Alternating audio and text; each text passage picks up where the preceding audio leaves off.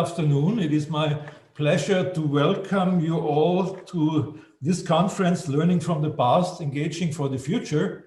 My name is Emil Brix. I'm the director of the Diplomatic Academy, Vienna School of International Studies here in Vienna, Austria, not far from the Danube. It's a pleasure to be partner in this undertaking because talking about learning from the past, engaging for the future, it is very obvious that we do have at the present day problems, what sort of memory we are discussing and what the narratives are in the European discussion. We here in Austria, at least in the eastern part of Austria, are used to talk about the nostalgic sides of the Danube. We talk about the Habsburg heritage. We talk about also the Iron Curtain here. But what are the stories that we are telling now, and which stories should we tell in the future about learning from the past, engaging for the future? My feeling is, and that's why even here at the Diplomatic Academy we are talking about it, that the politics of memory we have at the moment in Europe are still very much Western European centered. We have the basic, you could call it, dilemma between the Western side of what Europe and European integration is based upon. And frankly speaking, this is still the Holocaust experience. And in the last few years, more and more discussion has been starting whether this Western European basic story about the European integration should be not substituted, but added by the Eastern European experience of the communist time. Some call it even the Gulag experience relating to the Soviet Union. Until now, actually, the responses that we see also in the Danube area, rather not fighting for this common European narrative, but fighting for national heritage. And this is, I think, what this conference is also about, as far as I see it. How do we deal with tangible and intangible cultural heritage in this region? Do we restrict it to discussing our national aspects with all the problems that we have with that, or do we have a chance, because of our own traditions, that we also add to it a sort of intercultural dimension, where we can help also our region to come to grips with cultural dilemmas and different national narratives that we have? And maybe also for the European future. I think from my position here that we have a good chance in our part of Europe to help create a more nuanced idea of what the European narrative is. And I think there is a good reason for that. My last point for introduction is that I think it was 2 years ago, we had a year of European cultural heritage. And I followed many of the events that took place, and I was shocked, I have to say, because most of them were about national cultural heritage in 28 or even more countries in the European context. They were not about the European cultural heritage. So obviously there is a need to do something about this. And I'm much looking forward to hear what the ideas and proposals for overcoming this national perspective might be. It's a long process, but that's what we are used to in the Central European region, that we are living in a very difficult process of making things different. But actually, I remember the time of the Iron Curtain, and compared to the experience of that time, it's much easier and much more relevant that we take part in this discussion than it was at that time. That's why I'm looking forward to it, and I pass on to the chairman of the IDM, Erhard Busek, who is the main organizer of today's event. Thank you very much. Thank you very much, Emil, for your introduction and to your description. You did it partly as a historian, but also being actually involved as the director of the Diplomatic Academy of Austria, which has a long-lasting history backwards. I think it was founded to educate the right people for dealing with the Ottoman Empire. And I think here you can see the connection by the River Danube, because I think all those who were coming to the center of Europe, who were going eastwards or southeastwards to the Bosporus, were passing by this area of the river Danube. And we are living also in a time where migration plays a very important role. All of the movements were going here. Full of history, it is sometimes also surrounded by the mythology. I may say, if we are remembering Attila and the Hanus, or we are remembering the Nibelungs, the one going in this direction, the other going in the other direction, I think is extremely important.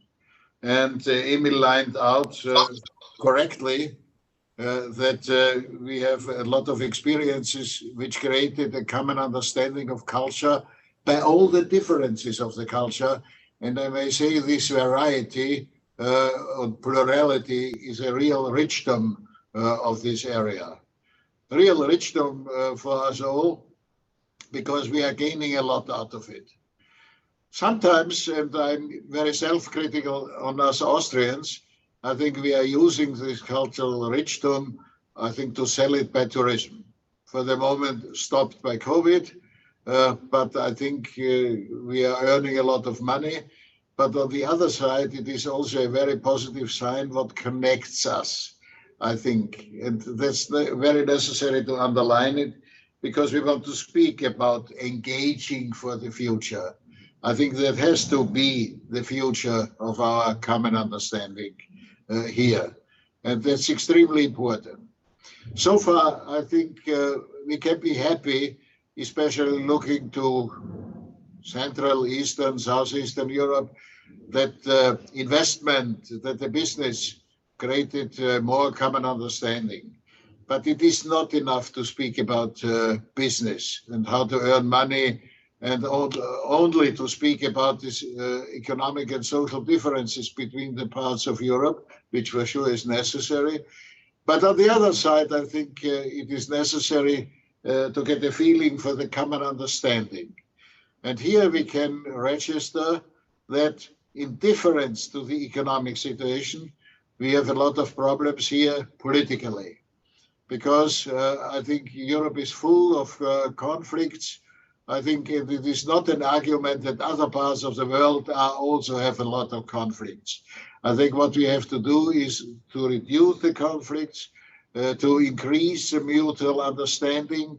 This is a job of diplomacy, and it is a job of mutual cultural understanding. In a broader sense, we have to try to understand the language of the other, which is not always happening. It's not only language in the sense of translation and so on and so on.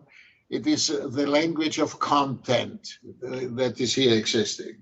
And I think that's extremely important, and maybe looking to the Danube can be a contribution. I think for sure being involved in the European strategy for the Danube region, which is an activity of the European Union, we're looking more sometimes to technical things, shipping on the river Danube, the multimodal connections for transport, and so on and so on. But that's not all. I think we have to look to the contents, which we are sometimes missing in our time. I'm sometimes considering why is it that we are not looking enough to content, because this content is leading then to ethical questions, is leading to the mutual understanding, to empathy, which for sure is also quite necessary here. I think here you can see the broad field existing. And I'm quite happy on behalf of the IDM, but also of all the participants, that we are trying to do it. We are doing it with the technology of our time, hindered by COVID-19, to do it personally. But I think what we have to try is to meet each other personally also in this way of technology. I think this we have to use, because I'm quite sure it will be in a certain way the very important future that we have to move forward here. So far, a warm welcome to all the participants. I think you know the program.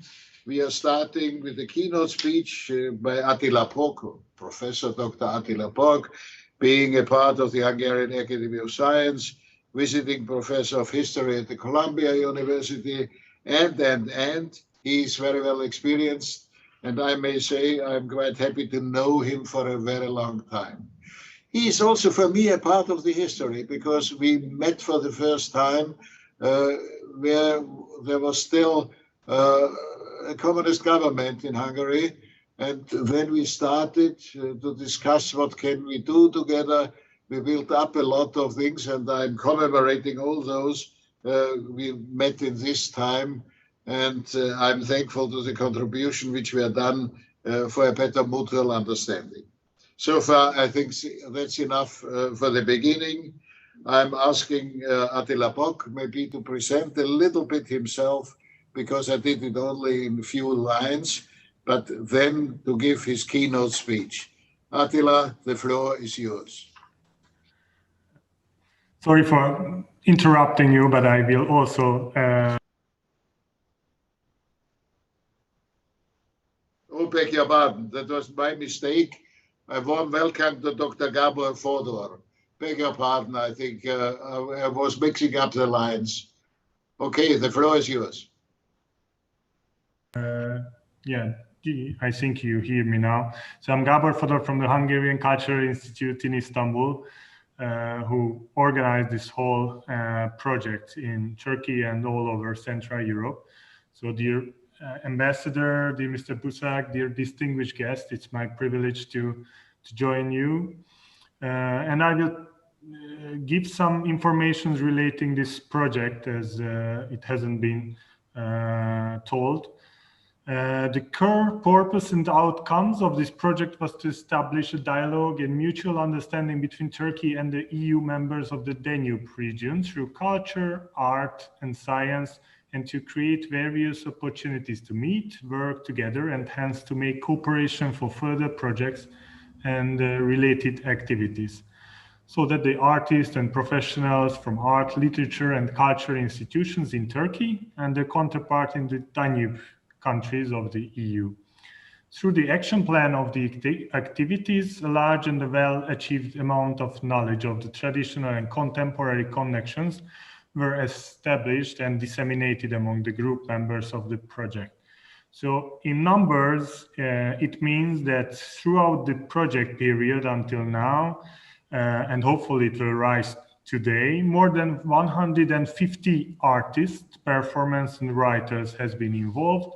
4 artist residencies has been organized, 15 short movies and documentaries, 2 book publications, and 5 exhibitions has been shot, published, and curated. 50 cultural organizations took part in the realization of the event that happened in 7 different countries, with more than 100,000 participants. The outreach of all communication activities of this project is until now as high as 2 million people. So on behalf of the Ministry of Foreign Affairs and Trade, and especially as Hungarian Culture Center in Istanbul, I would like to thank the whole partnership of the project for our Turkish partners like Turkey Europe Foundation, the Kalem Agency, and the Ethnomusicology Society of Bursa, as well as our previous and current Consul Generals, Balázs Henrik and László Keller, who supported us with their full heart throughout the whole project.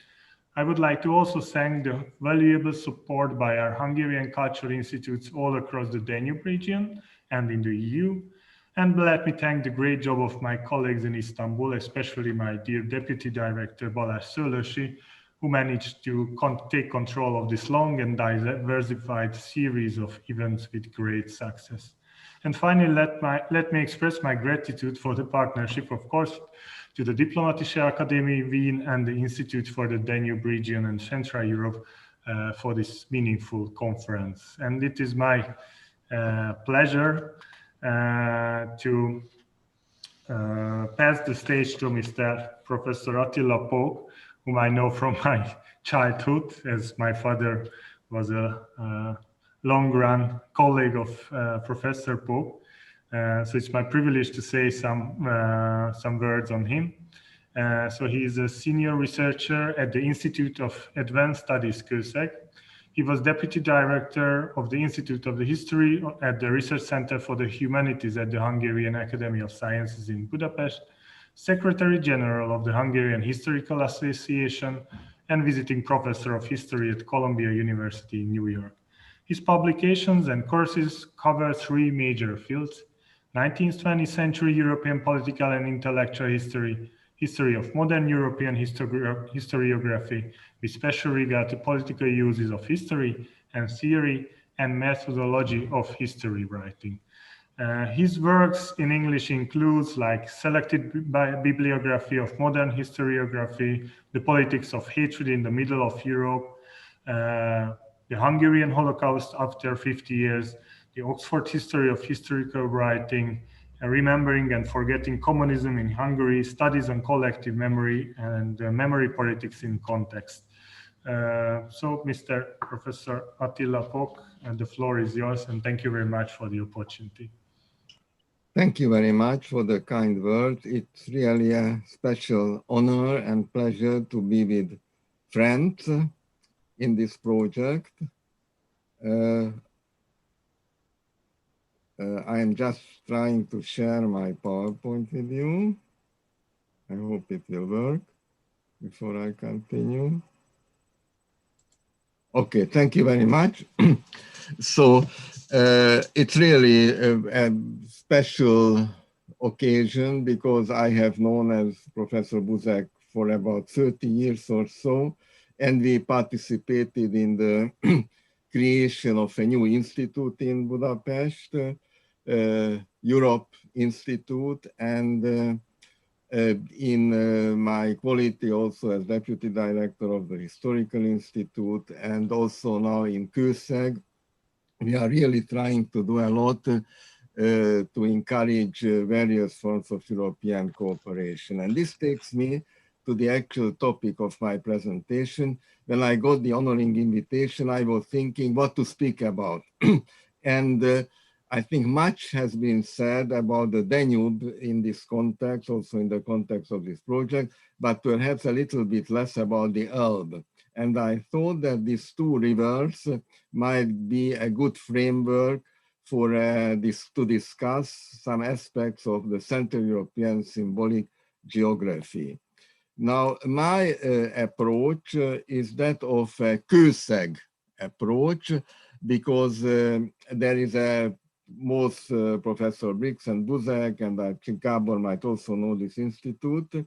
This is just at the Austrian-Hungarian border, and it has got a special program, the so-called CRAFT program, which means creative cities and sustainable surroundings. And the point is how you can make historical cities part of a modern life, how you can make use of the cultural heritage of a number of wonderful small towns in the western part of Hungary, livable, and at the same time make the intangible cultural heritage, which is in the center of this project, as worth remembering. People are trying to enjoy all the amenities of modern life, but if you want to feel real comfort, I think it's very, very important to make you feel part also of the cultural heritage of the town, of the region that you live in. And there are two questions and 2 points that I would like to make in this short presentation. The first one is identification with the Eastern and Western cultural political legacy part of the intangible cultural heritage, be it in a region or in a small town? And closely connected to this, do the Elbe and the Danube connect or separate? My point that I would like to prove is a double point. The first is that the Elbe and the Danube used to play a very important role in defining the regions of Europe, but that's no more the case.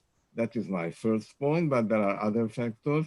And the second point that I would like to make is that the content of what is Eastern and Western have changed during, let's say, the last 100 or 150 years.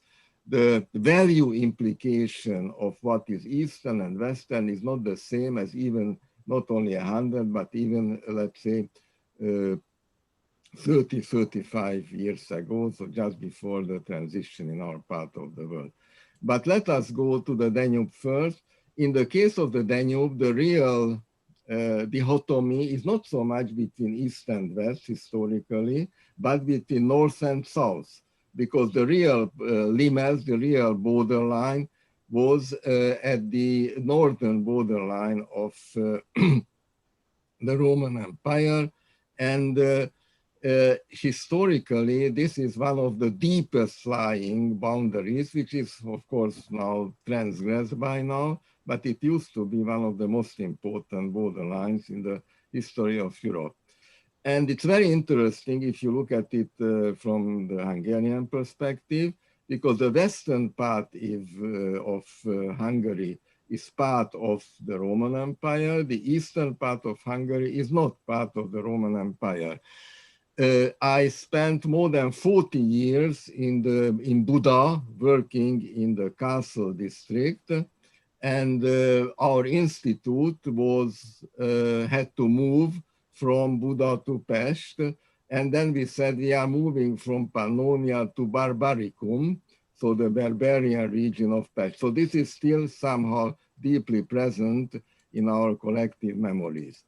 But if we look now at, we are comparing the north and the south of the Danube, of course, it is not such a powerful difference. However, and this takes me to the next point, the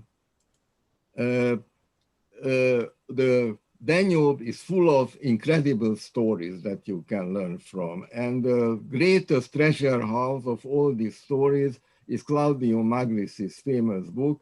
I would like to recommend anyone who has not yet read this book to read it through, because it's fantastic, because it's not a guidebook, it's not a history book, it's a series of memories and a series of stories that if you, for example, travel from Passau down to the Black Sea and you had this book in your hand, you would much more enjoy your trip than without this book. However, our real problem is East and West, and this will take me to the River Elbe. One of the major or most influential definitions in terms of political East and West was given during the early 1990s by Larry Wolff. According to his definition, in fact, Eastern Europe has never existed before, it was invented. And according to his approach, I quote, it was the intellectual work of the Enlightenment to bring about the modern reorientation of the continent, which produced Western Europe and Eastern Europe. This is a view which is very influential, but it's not shared by a great number of historians.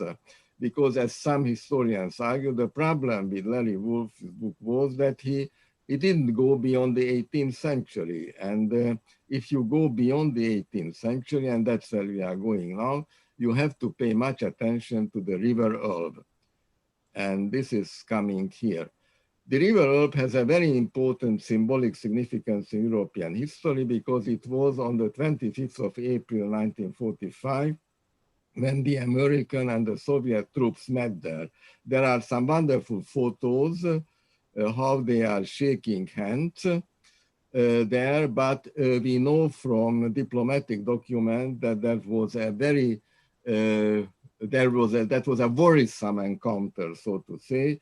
I read some documents by President Eisenhower when they are he is reporting to the president about the approaching encounter, and they didn't know what to do. But ultimately, they set up a big show, and the Elbe, in this sense, became a symbol of East and West meeting each other, and this way liberating Europe. But of course, the Elbe story is much more complicated, and I just wanted to bring in a few examples of intellectual and political history. When I went to school and to university, when we were trying to define the region that we are living in, it was east of the river Elbe. So we talked much less about the Danube, but we talked about the river Elbe. And in an intellectual historical approach to this concept, I think we all have to go back to Oskar Halecki, this wonderful Polish intellectual and historian. It was, in fact, him who first introduced this concept of East Central Europe in the study of our region. But the next scholars I would like to talk about is, of course, the great Hungarian thinker, intellectual, historian, István Bibó. He has this famous saying that, in fact, I lived only 3 years from 1945 from 1948. This is at least what he asked to be put on his grave, because during these 3 years, he published a great number of very important studies about Hungary's place in Europe and about the boundaries between the eastern and western part of Europe. And according to his argument, East and West have been existing since 800 AD, because since the eastern border of the Carolingian Empire, according to his interpretation, defined a very important boundary. If we go chronologically, I should like to refer here to two lesser known historians who played an important role again in these discussions concerning the borderline between East and Western Europe. Pach Zsigmond Pál, who was the director of the Historical Institute when I joined it. And it was he who, based also on the work of a number of old Prussian historians, was trying to prove that the social, political, and economic development east of the river Elbe has for a long time been very different from those, from the economic, political, and even cultural development west of that river. So he generally, and of course a number of other historians, pointed out to the so-called Prussian way of agricultural development, second serfdom, and atatism east of the river Elbe. So this was the intellectual framework in which I was educated when I was young. Other completely different type of historian, László Péter in England, who spent most of his life in England, left in 1956. Although he was far from being a Marxist, he basically accepted the point that Europe should be divided into two, because the concept of Central Europe that we are coming to, as presented by Hanus was very strange, non-acceptable to him, because he was arguing that Central Europe is just an intellectual game, and for the elite of in the central part of Europe, but it doesn't have deeper going social economic roots. Hanus Szűcs's book about the 3 historical regions of Europe has made a great impact concerning the boundaries, but it is frequently forgotten that Hanus Szűcs introduces the concept of Central Europe. He defines Central Europe as part of the West. So he still sees a very important borderline between the East and the West. And of course, the political message of this book was, which has been translated into English, French, and a number of other languages, is that the countries of the Soviet bloc, and especially Hungary, is culturally not part of the East, but even if it cannot temporarily, this is the result of the 1980s, it is culturally part of a different sub-region. Maybe it's not fully west, but closer to the west than to the east.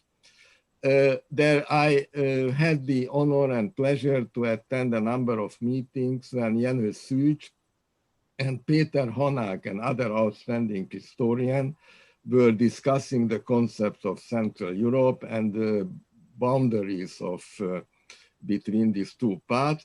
And Hanák Peter had a very interesting conceptual contribution to the discussion, because he said, well, I accept that talking about Central Europe is a kind of a nostalgia, talking about the Habsburg monarchy kind of a nostalgia, but we have to make a substantial difference between conservative and creative nostalgias. And I think this is a very, very important point of view.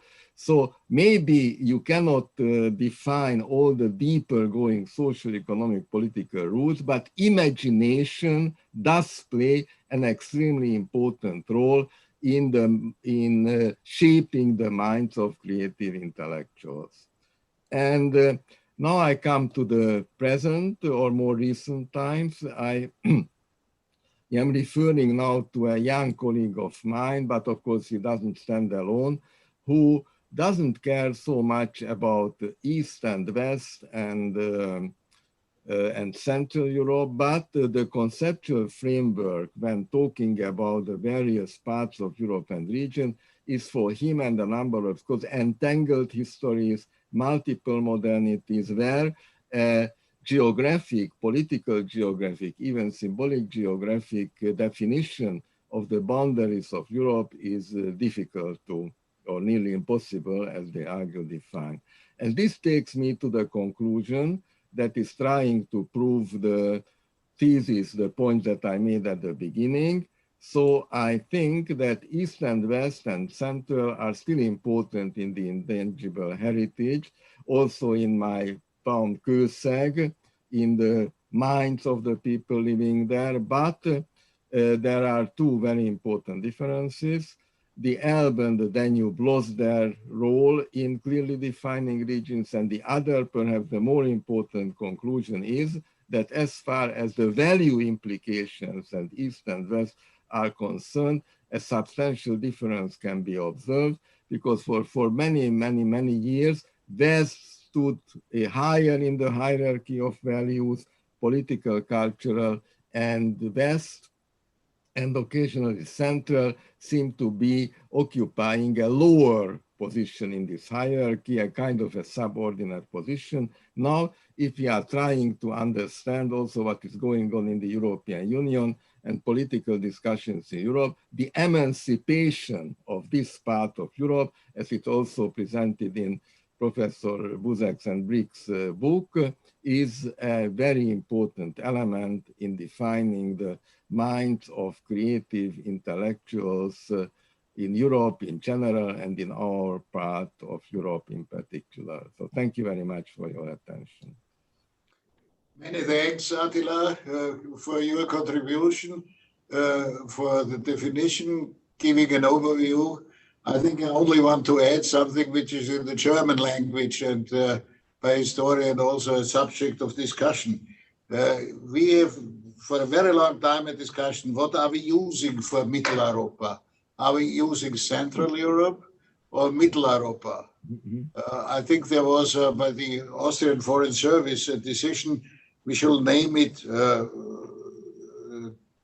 Central Europe, Zentraleuropa, because out of these ideas around the First World War, description of Mitteleuropa as a consequence out of the war strategy of the German Empire was here really created. It's also a kind of a division of perception here existing. Only aside. You are happy with the Hungarian language to say Közép Európa or Střední Europa in Czech language and so on. Less difficulties, I may say. Okay, many thanks, Attila. You are staying on board. Yes. We are continuing now with the first panel discussion under the title Following the Traces of Collective Musée Imaginaire, from the Danube waves to the Black Sea region. A warm welcome to the participants. Universitätsprofessor Dr. Christian Hanus. He is the head of the Department for Building and Environment at the Faculty of Education, Arts and Architecture at the Danube University. I think here, speaking about the Danube University is on board.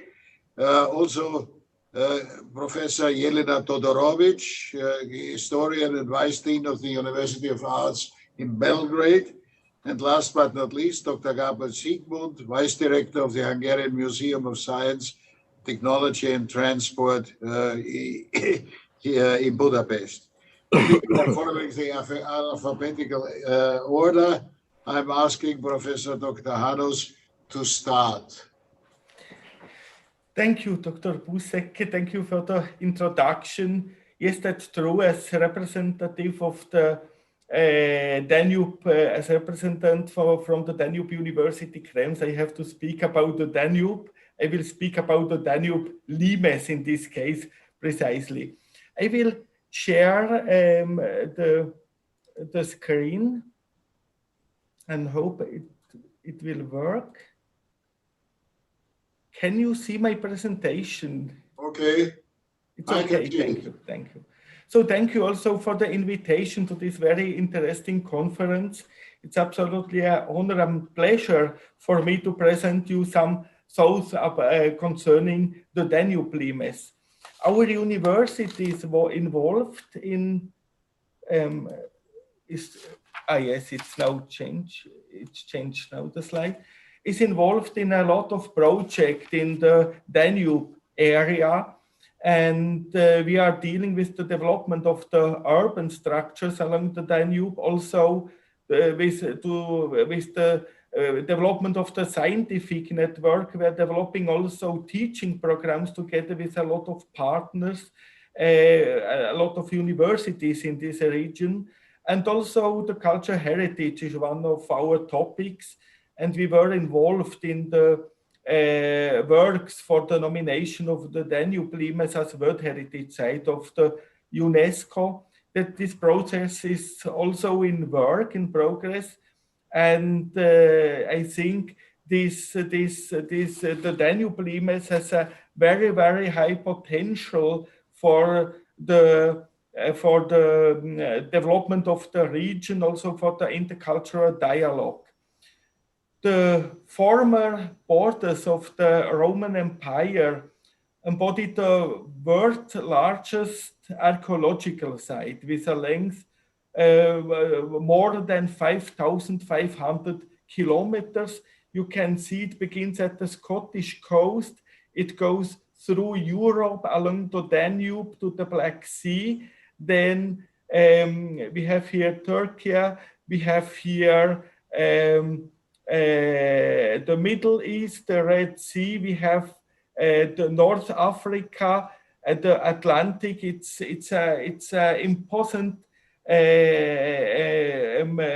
heritage, and the UNESCO has the aim to nominating the border as a whole UNESCO heritage site. I think that is a great project for more generation. Some sections are just listed. We have the Antoninus Wall here, and since 2008 listed as World Heritage Site. We have the Hadrian's Wall in Great Britain. We have the Upper German region Limes since 2005. It's listed as World Heritage Site. And now we have here the Danube Limes, longer than 2,400 kilometers. One section is just submitted for the nomination. That is the section in Bavaria, in Germany, in Austria, Slovakia, and Hungary. These four countries submitted together the nomination documents, and we are now waiting the decision of the UNESCO. In a lot of projects, we worked together with the other countries because the Danube Limes, each World Heritage Site need a common outstanding universal value. That is the reason why this object is unique in the world, that it's so important for the world.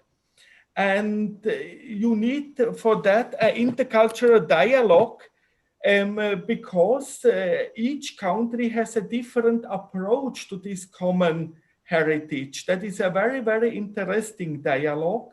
And in some countries, other aspects are more important, and that is a very enrichment. But also the part of the Danube Limes that are just are listed as World Heritage Site, you have to go in discussion to enter into dialogue with the existing sites, because the Danube Limes is an extension of the existing World Heritage Site, because they are also part of the frontiers of the Roman Empire. So you have to enter in dialogue and to adapt this approach concerning the outstanding universal value. And what is also very interesting, that the Limes in South Tunisia is also now on the tentative list. And so we are in the responsibility to have this dialogue also with the colleagues in Tunisia. So it's a very interesting project also for the future, because we have here a lot of region. If they will nominate their section, I think that is a very, very high potential for the future for an intercultural dialogue. The sites along the Danube Limes are different than the Hadrian's Wall, than the Antoninus Wall, because we don't have here a wall, we have the Danube. That is the natural barrier. And along the Danube, we have garrison cities, we have fortresses, and we have also burgus, like here in the Wachau, that is integrated now in a house. What is a very high challenge for these sites? We have also sites like Asturias, Zwentendorf in German. There we have an archaeological site, a very important archaeological site of the Danube Limes, but we can see only a field, and that is very very difficult to communicate, and to communicate also this importance of this site and the connection to this more than 5,500 long heritage. And so we have a lot of challenges concerning the nomination. We have also questions concerning the management, also concerning the conservation, like Viminatium in Serbia. We have also questions concerning the conservation, the flood, against the flood. That is also a very, very complicated matter. And finally, we have also some objects. Finally, this border was a military infrastructure, and some sites are today also interesting for military operations. So we need also, we have to respect also aspects of the protection of cultural property. What are the activities we are dealing with also now in the actual project, Living Danube Limes Interreg project? We are working there with authorities, with politicians, with the stakeholders along the Danube Limes to understand also the problems, the approach, the management structure, the governance in these regions. We have to organize expert meetings also for the discussing, for the dialogue concerning the outstanding universal value. We are developing educational programs for children, for experts, for students, for PhD students. We have to elaborate protection plans. We have also working with virtual reconstruction. I mentioned Zwentendorf. also physical reconstruction. What is very important also the archaeological prospection, because not all sites of the Danube Limes are covered, and we are working with a holistic approach according to 5 C's of the UNESCO: conservation, capacity building, communication, community, and capacity building. So that is the holistic approach that is very important. And we think you can see the Roman Empire. We have here a heritage, a historically uncomparated heritage we can see from the Roman times. That is a common identity creating heritage of all these regions. Each site is in a relation to the whole heritage, we can say. We have in this region various countries, various religious cultures, languages, mentalities, but it's a common heritage in a common responsibility.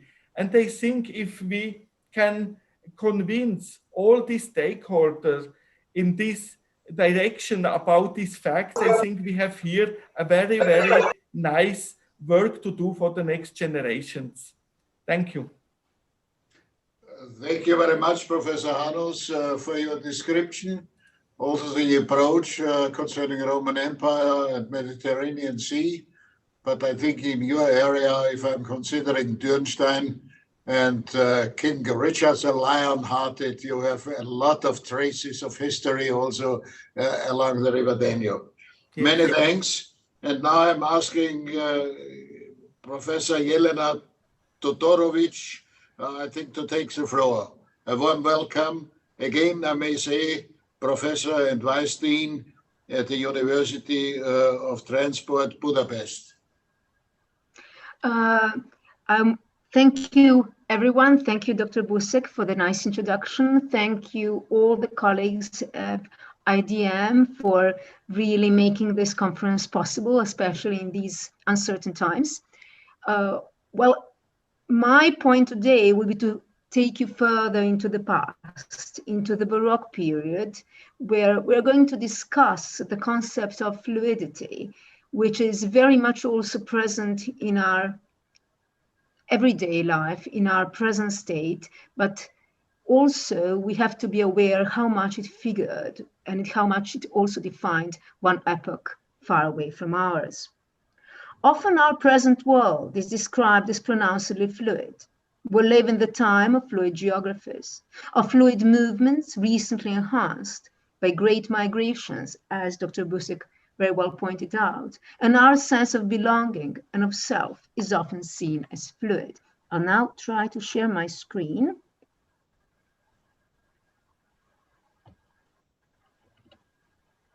I think, I hope it works.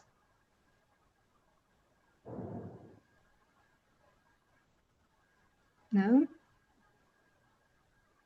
I'm sorry, this is really technical. Yes, I think it's coming to life.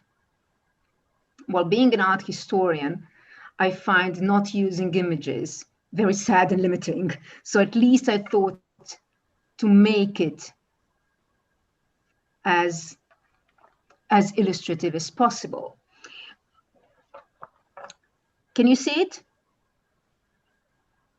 Furthermore, it might come for a short moment. Yes, it says your screen. Yes. Now. So I actually thought about this very short presentation that I give you a general framework, how the Baroque fluidity functions and how it is close to our own age, and later for the discussion to use some more concrete examples. This fluid quality befits the novel contemporary perceptions of time as well as space that we have, denoting an unpredictable world that is forever changing its shape like the water itself. In the scope of our theme for today's conference of learning from the past, we need to be aware that this process has already taken place. There was a fluid world long before ours. It possessed equally flowing boundaries of time and space, while the notions of the presence and of the self were pronouncedly fluid. Just as there is nothing new under the sun, there is nothing stable, perpetual, nor permanent, because everything has a continuous mutability, wrote Baroque writer Rodrigo Caro when describing his own 17th century world. He depicted the universe rather close to the one we inhabit, and the man that occupied it was disconcertingly similar to ourselves. The Baroque man was, in many respects, our unforeseen predecessor, regardless of the fact that the man of the Renaissance was so habitually perceived as the first truly modern individual. It was the man of the Baroque that was our most fitting ancestor. His age, not unlike ours, was one of crisis, paradox, and disquiet. It was a world of migrations, great and small. It was also the period in which such fundamental issues as the notion of time, of space, and of the belonging were thoroughly re-examined. It was in the Baroque that the man was unmoored from fixed convictions of faith, land, and existence, and became a floating subject in a polycentric, ever-fluid world. Like style itself, the man became decentralized, forever ambulating through the peripheries with no center. Inevitably, the flowing world of the Baroque generated an equally fluid style. It was the unique style in the history of art that possessed a profound sense of malleability, manifested as a remarkable ability for adaptation, alteration, and change. This quality transformed the originally purely European culture in the first global phenomenon. It was the first time in European history that one style became so omnipresent, not only in the Old, but also in the New World and the Far East. Wherever the Jesuit missionaries arrived and where colleges were founded, there arrived also the Baroque visual idiom and the Baroque notion of the world and the man's place in it. From Salamanca to Macau, from Saint-Omer to Sremski Baroque world and the Baroque style were an everlasting process of appropriation and amalgamation. It reversed the usual hierarchies between the center and the periphery, allowing for the plurality of centers to develop, each equally notable and remarkable in its own version of the Baroque. This was a singular moment in European history that borderline cultural phenomena like Orthodox or English Baroque generated some of the remarkably unique works of art that were equal in their importance to those created in European capitals. Consequently, it was a glorified, perpetual work in progress that embraced plurality and diversity unprecedented in the preceding periods. Consequently, it could be said that the Baroque world was truly a flowing one, a realm of slippery presences in constant flux. It was a deeply shifting world, and this absence of solidity and certainty would come to define both the macro and the microcosms of this inconstant age.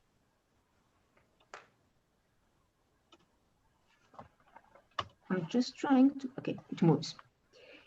The principle of fluidity enveloped the entire scope of artistic creation in the Baroque age. From these undulating surfaces of Francesco Borromini or works of Guarino Guarini's architecture, to the vortexes of figures in this Massacre of Innocence by Guido Reni, to the figures as vortexes in the works of Francesco Mocchi, and the liquid architecture of Bernini's Fountain of Four Rivers. The fluidity of movement was expressed in the flow of the line itself. Its powerful swirl outlined depicted figures, while its meandering edge defined the masses of Baroque sculptures and the cornices of the bafflingly elaborate facades. Baroque man comprehended that fluidity was at the very core of our existence, that our being was as fluid and as transient as all those wisps of smoke, mists, shadows, and flames that flicker in the unrelenting wind in the 17th century poetry. To capture this fluidity of being, to seize the fleeting instance of its presence, became the utmost longing of the age. Thus, its obsession with metamorphosis, with captured vistas and vanishing worlds, all were expressions of that supreme desire to arrest the mutability of things. Similarly to other Baroque phenomena, fluidity encompassed a rather complex and wide-ranged set of manifestations.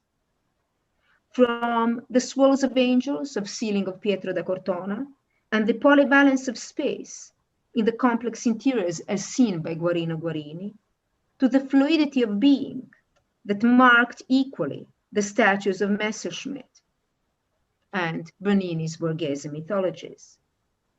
Each of these aspects initiated the complex process that formed the foundation of our modern concept of the world and of ourselves.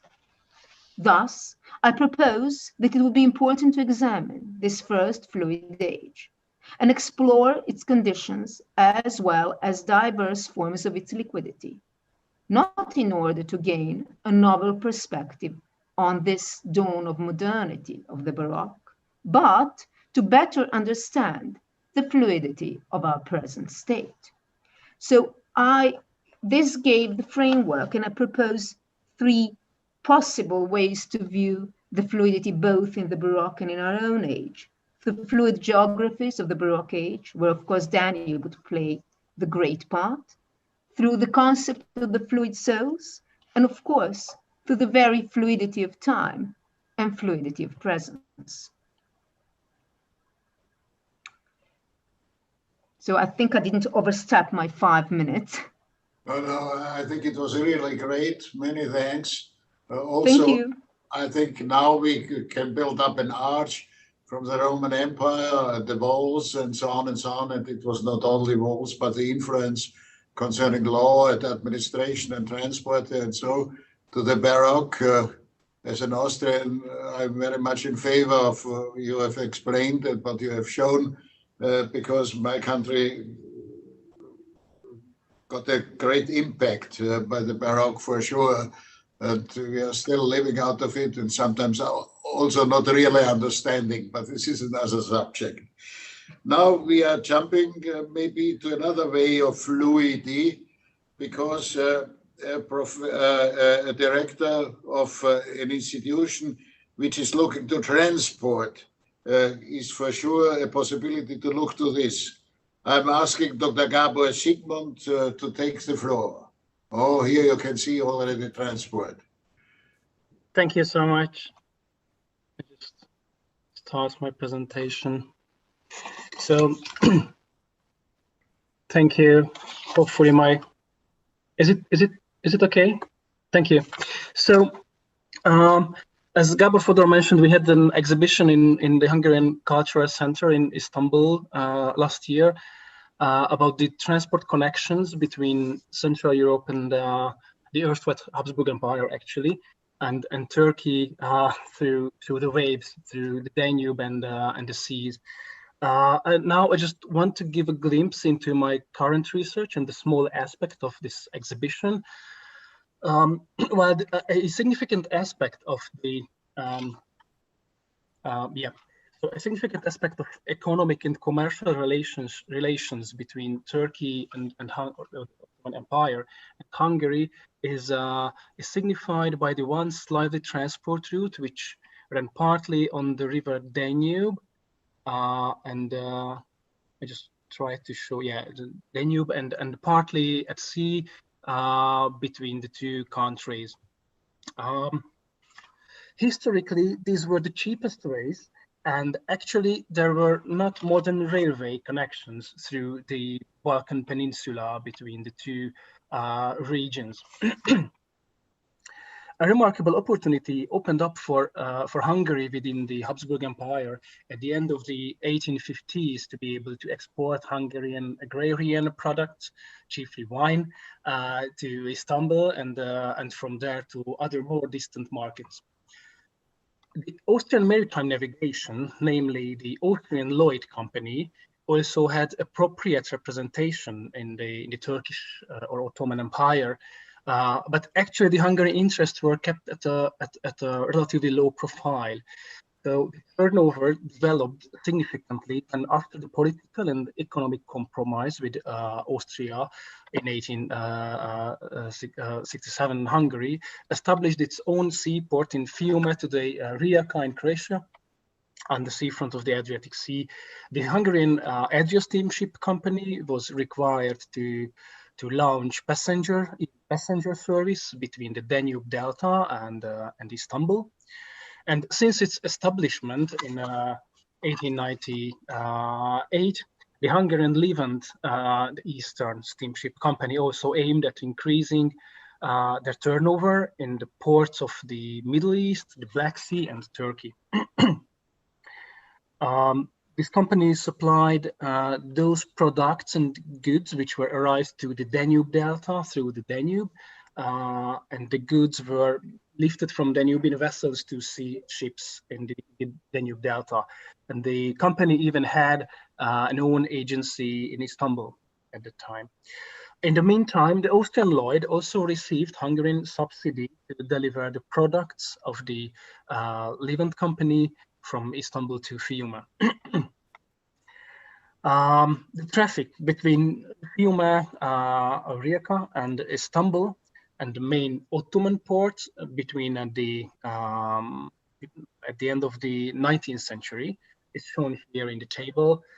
The traffic had been rising significantly among Asian and European Turkish ports and Fiume, mostly by the ships of the Austrian Lloyd, by the way, as Turkish ships rarely visited this port.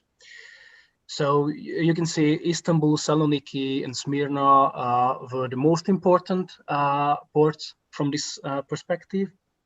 And in the years before the outbreak of the First World War, two of the Hungarian maritime companies already had a permanent agency in Istanbul. The Hungarian Eastern Maritime Company, the Levant, and the Atlantica Company. It was a tramp shipping company, by the way. So prior to the First World War, the Austrian Lloyd from Trieste had been 52 services a year from Trieste and the Fiume Rijeka via Thessaloniki, and 52 services per year via Smyrna to Istanbul. These had connections in Istanbul to Braila, to Odessa, and Batumi also. At the time, the Ottoman Empire had a consul general not only in Budapest, but also in Fiume. And the consul of Fiume at the turn of the century was Nikolai Effendi, by the way. He has a house building now in the city. So it's remained. It should be noted that making a distinction between the Turkish ports of Europe and Asia is important because of the Balkan Wars of 1912 and 1913, as Durazzo or Thessaloniki was port of the Ottoman Empire before those wars. It is important that Istanbul was shown among the Turkish ports in Europe, in Hungarian statistics at least. After all, let's take a look at the results of the Turkish-Hungarian foreign trade in the period before the First World War, mainly focusing on Istanbul.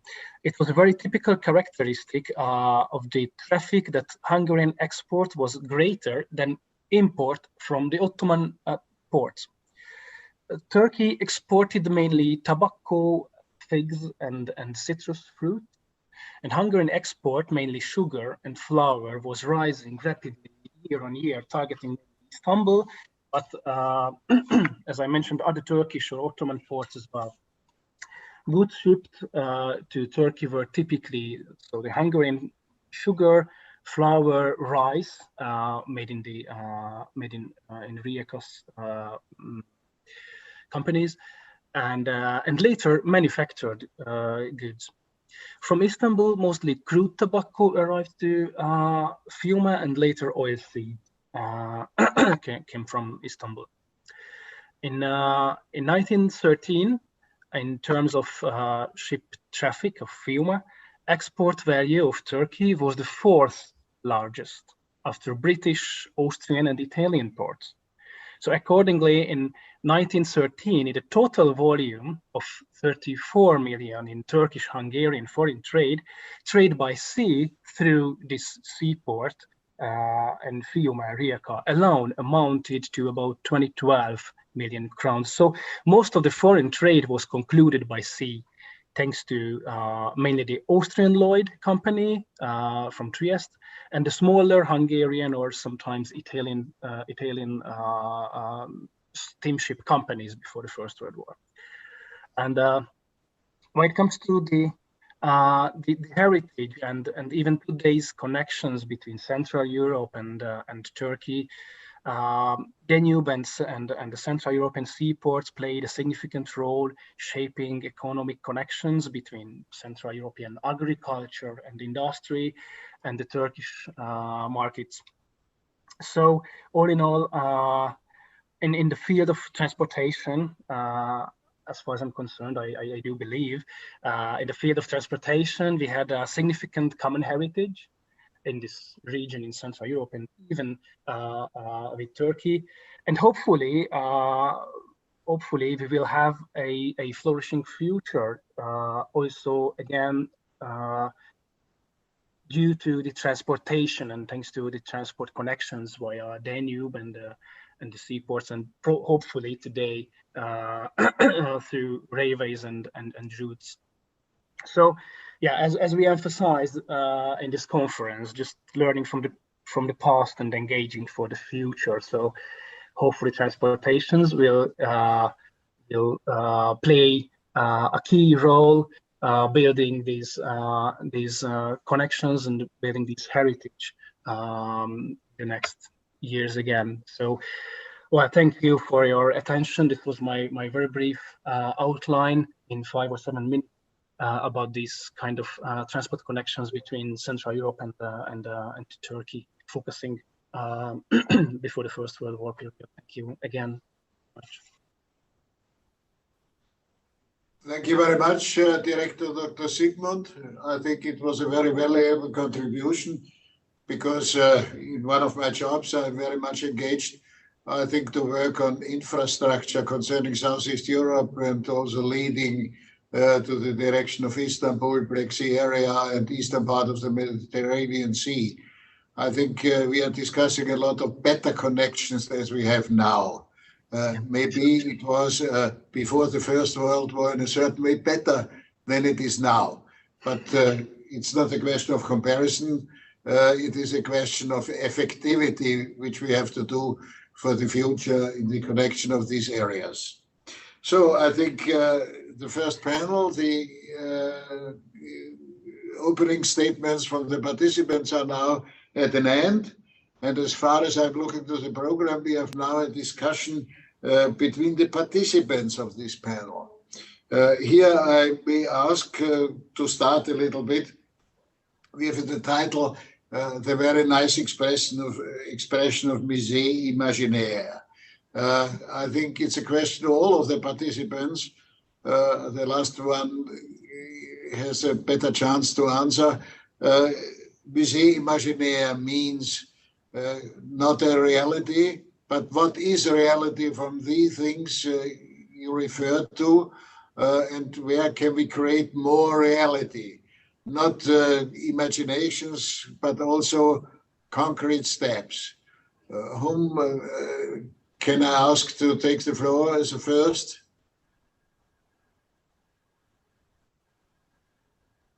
Silence totally. Me? May I? Todorovic? Professor, please. Well, this would be and would not be connected to my fluidity, but I want to remind everyone that the actual idea of Musée Imaginaire was born in the first Wunderkammers of the Baroque period, and actually of which you can see nowadays the most glorious one in the Kunsthistorisches Museum in the Kunstkammer. The idea that through collecting, in that sense, tangible, but also for our time, intangible cultural heritage, we create one world of its own, one condensed sense of space and time.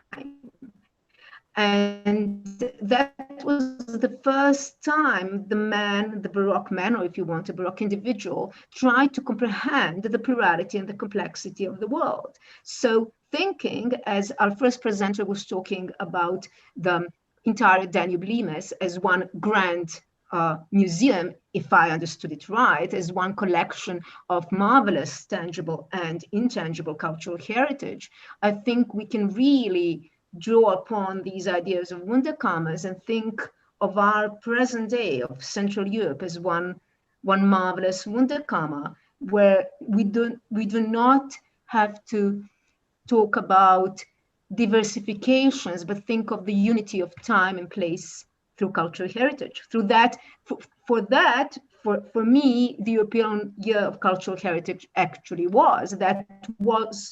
I understood that was the main point of presenting what actually unites Europe through cultural heritage. Sorry, I've tried to probably put too much in my answer. Thank you very much, Professor.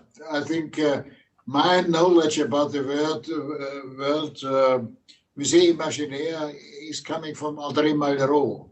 I think André Malraux, he described our way through the actual time in connection with history, that we are going to a Musée Imaginaire.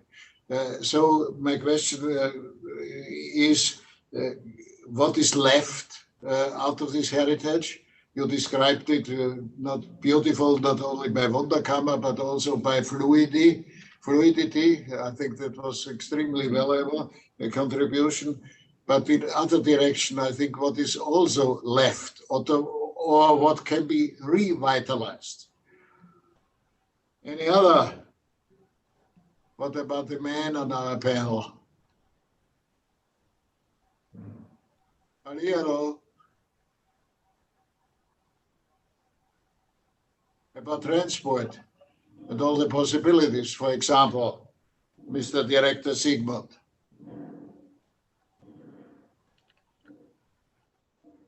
Can you jump in?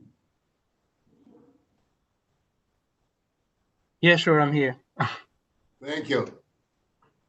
I think I repeat my question. I think you described a lot out of history, I think coming until the First World War, but in which direction is transport as a way of connection, moving out of this experience of the past, coming to a future?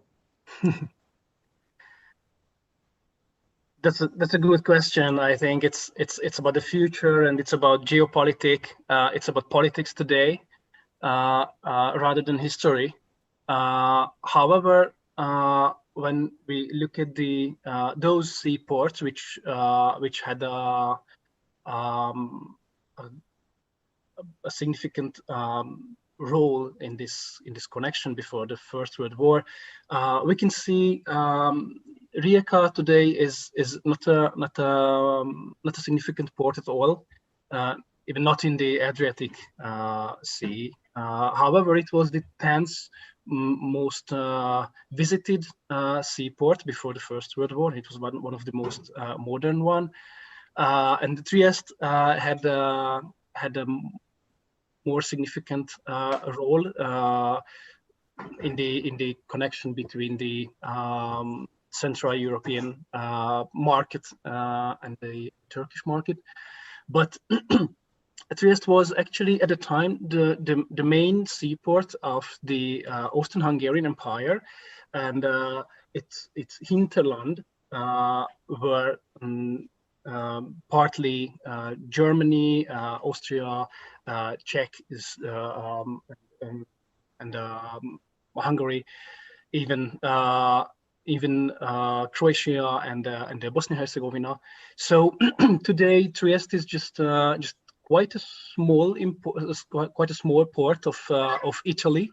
So it hasn't so important play today's export import than at that time.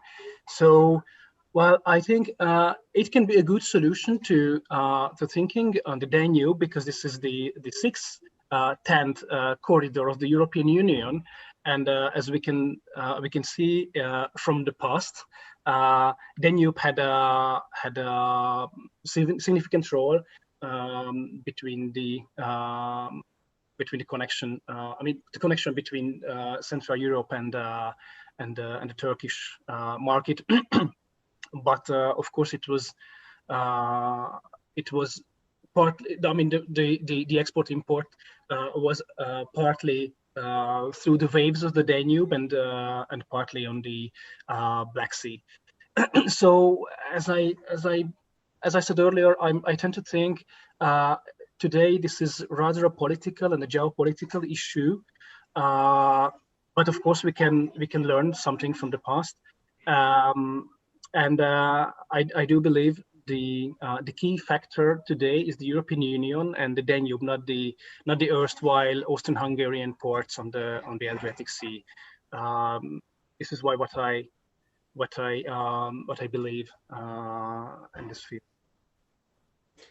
Thank you very much. I think because it's leading directly to the current situation and also to the future, what we have to do.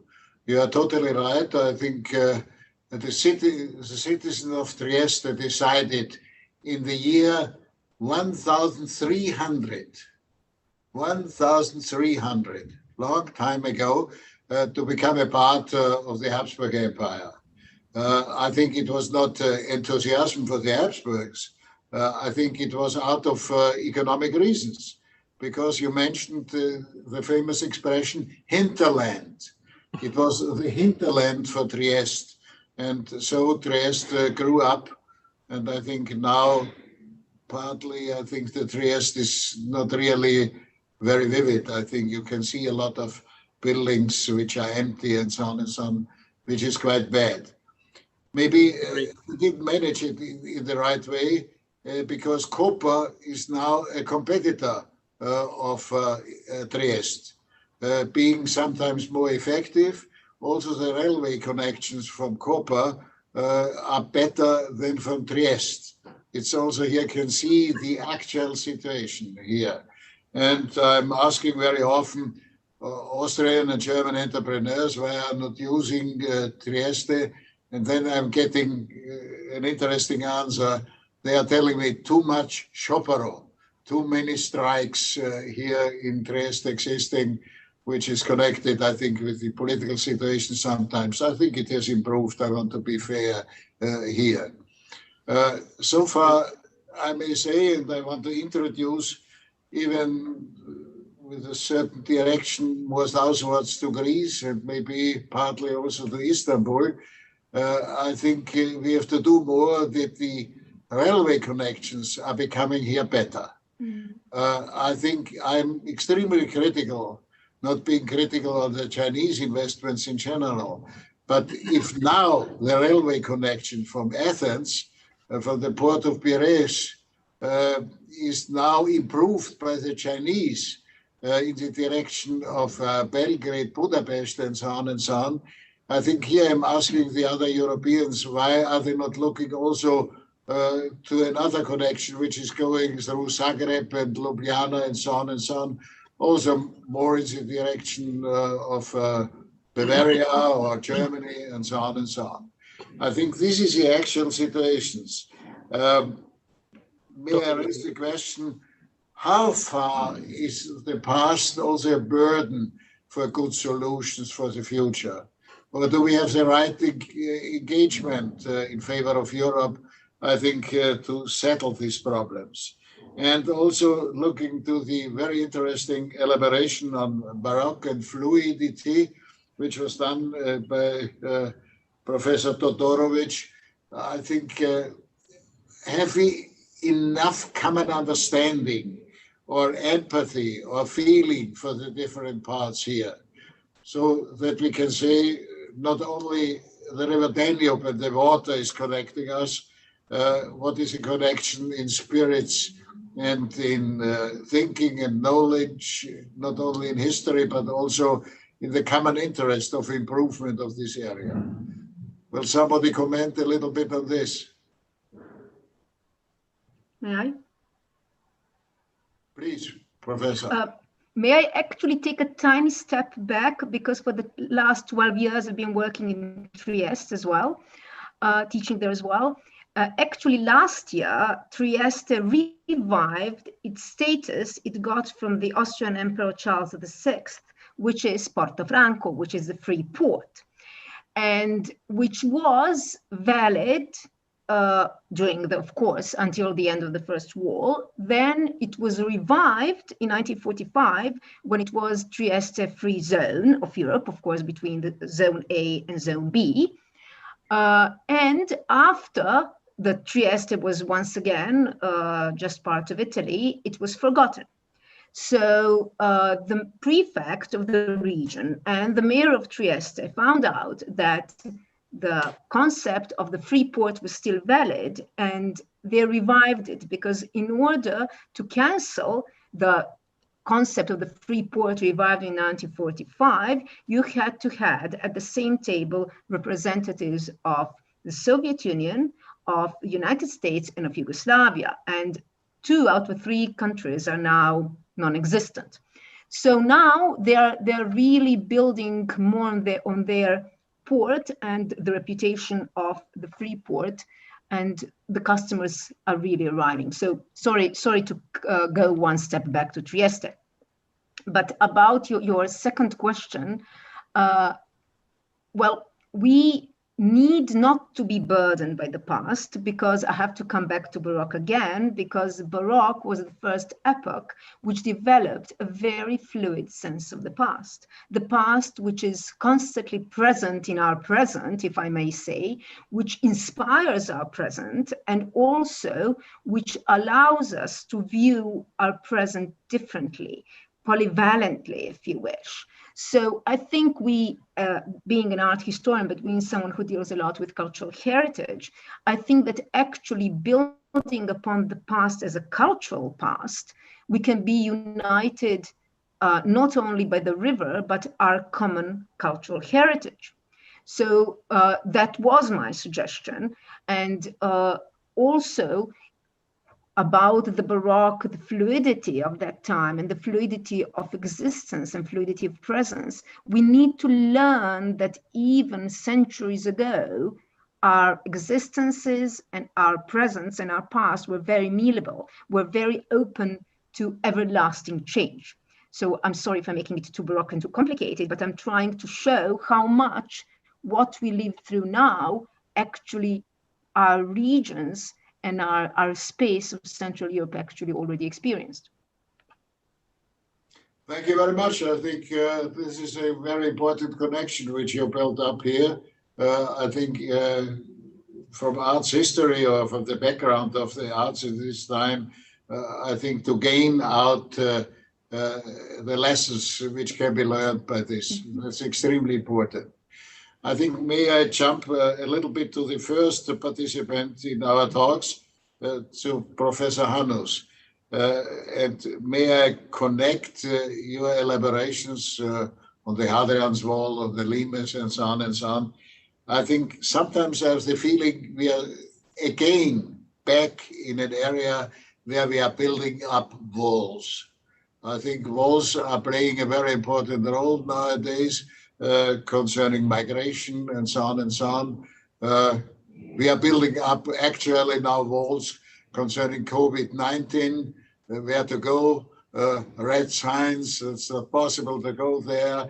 I think this is a certain background, maybe understandable by the Roman Empire, that they want to have limits, You elaborated quite clearly out that mainly the river was a kind of a wall, and where there was no river, they built up walls by stones and so on and so on. But now we are building walls, I think, by creating difficulties, administrations, I think separations and so on and so on. I think in which way can we learn out? Are these walls helpful? Sometimes I think you can hide behind walls concerning dangers. Okay, that's existing. But how can we overcome this feeling for dangers? Maybe Professor Hanus can tell us something about this. Yes, I can, yes. No, that is absolutely very interesting aspect, and I have also learned a lot during these works concerning the Limes, the Danube Limes, the frontiers of the Roman Empire. That's true that the Limes, that was a border, that was the end of the empire, that is true, but it was not really a strict border. We had economic relations in this region. We had a lot of changes between both sides of the border, and we can find also Roman sites, excavation of archaeological sites, a lot of kilometers in the far from the Danube Limes, in the Barbaricum, if you want to say. And we can find a lot of technologies also in the bricks and also materials. We can find a lot of kilometers far from the Danube Limes, also products from the Roman Empire. So we had a lot of also cultural exchange and economical exchange in this time, that we know that today, that is true. And also for me, what very interesting in this program, the approach from the Musée Imaginaire to the Danube Limes. I have never thought about the Musée Imaginaire concerning the Danube Limes, but finally that is a fantastical approach, because yes, we have a lot of very representative site where is concentrated the history of the Limes, like Carnuntum, Gerulata, Viminatum, and other sites. But finally, we have a lot of sites of the Limes, nobody knows it. And each monument, what is the theoretical definition of a monument? It is an object for a former time. It must have a historical significance. And finally, a monument needs always a person, a recipient. Like a friend needs a friend to be a friend needs a friend to be friend. And in the same way, a monument needs a recipient, needs people to be monument. So the importance of this different site, the significance, and finally the historical approach to understand this site as a common object. I think that is now an educational challenge finally, because a lot of the elements, they are here, but they are not recognized as a common object, as in their historical significance. And I think in this direction, we have to do a lot of work. And I don't think it's necessary to excavate a lot of new sites, but as first step, we have to recognize what is here and what are the relations between all these different sites, and what is the dimension finally of this Roman, of this border, of this frontier, Roman frontier from this Roman time. Thank you very much. I think this was an extremely well done contribution to our discussion, because it's showing what the past is teaching us for the future. I think that's quite necessary, and I would be very happy if everybody could hear your definition about what walls have meant, and that walls are not hindering a better connection, and so on and so on. I think maybe it is a kind of memory in history, but it is also a chance to overbridge things, which I think is quite necessary. Insofar, I think the current situation which we have in Europe is very important to overcome and to move here for sure in the right direction. I think we are coming closer to an end. Not yet, I have to say, but I'm asking everyone of the three participants, I think, to make a final remark. If I would ask as a first, Dr. Sigmund, I think, to make maybe a summary from his side.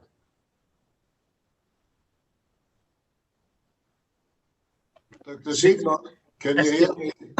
Yep. So a summary about this section.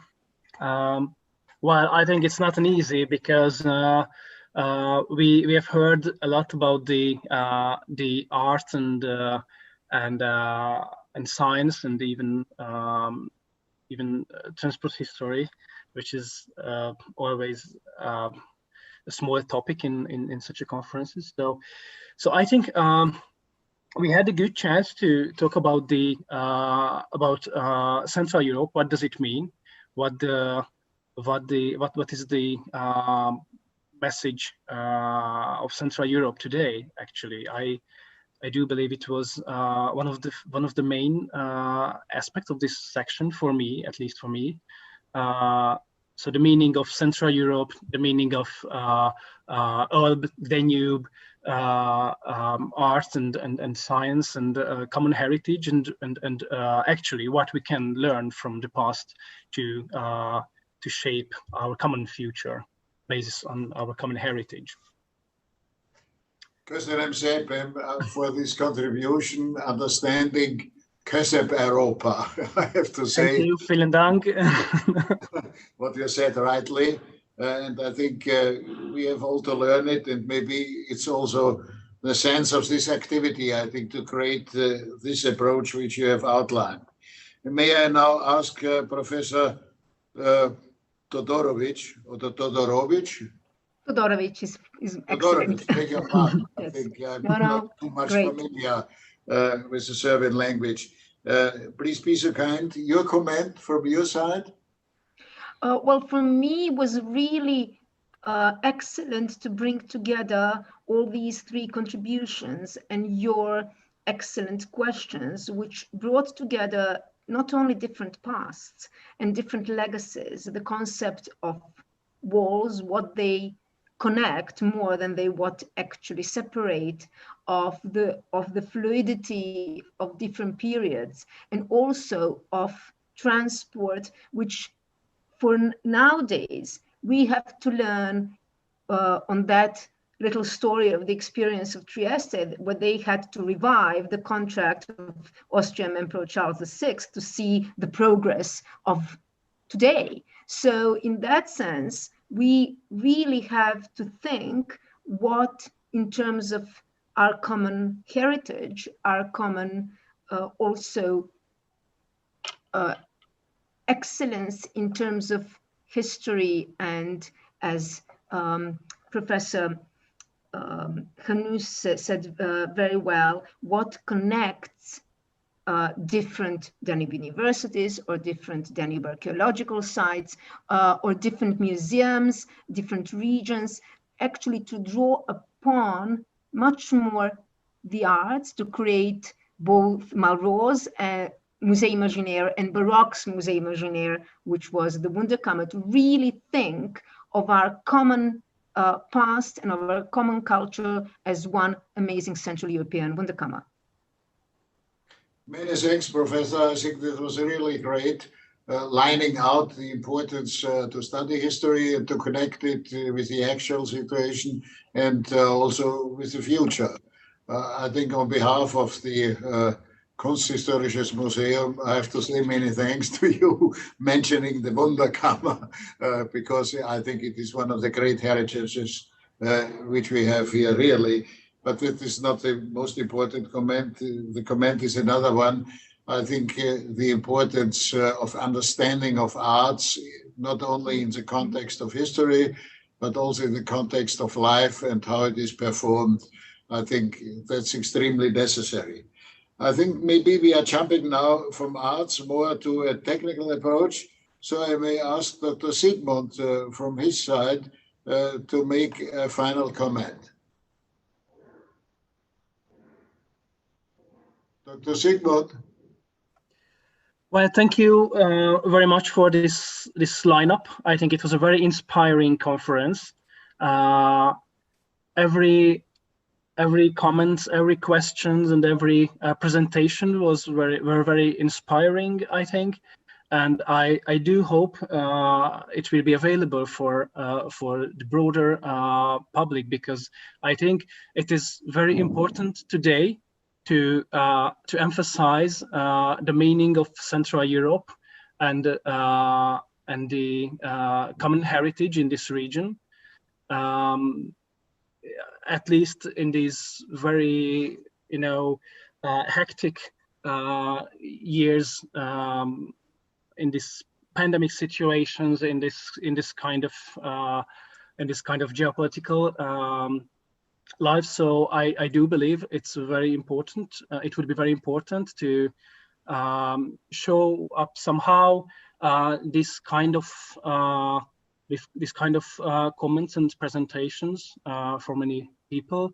And as far as I'm concerned, thank you so much for your questions and for the opportunity to talk about this kind of history and historical and geopolitical questions.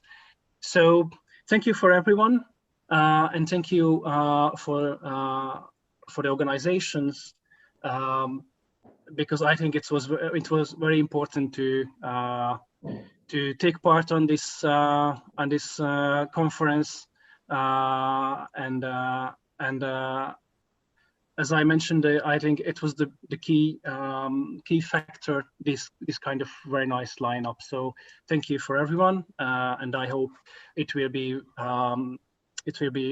flourishing in the good conference. I think we had a chance to learn from the past, and I do believe we can think more about our common heritage and our common future next time. So thank you. Thank you very much for this excellent summary. I think I'm now saving time because you said what I have to say at the end, but you did it better than ever possible. I think it was a very good exercise. The Institute for the Danube Limes in Central Europe is a part of an Erasmus program where we are looking on the one side to democracy, but also to these common links which are here existing. And we did a contribution. And to answer your question, I think if you look to the website of IDM, you will find it where you can use it for further. And if there are other additional possibilities, then you will get this information. I have to ask my friends here in the Institute. Many thanks to the Cultural Institute of Hungary in Istanbul.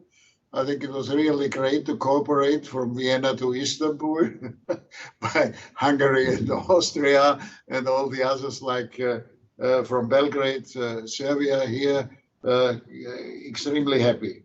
I think we are continuing. We are making a break of 10 minutes and are continuing 10 minutes before 3 o'clock with developing new perspectives for a common Europe within and beyond the European Union.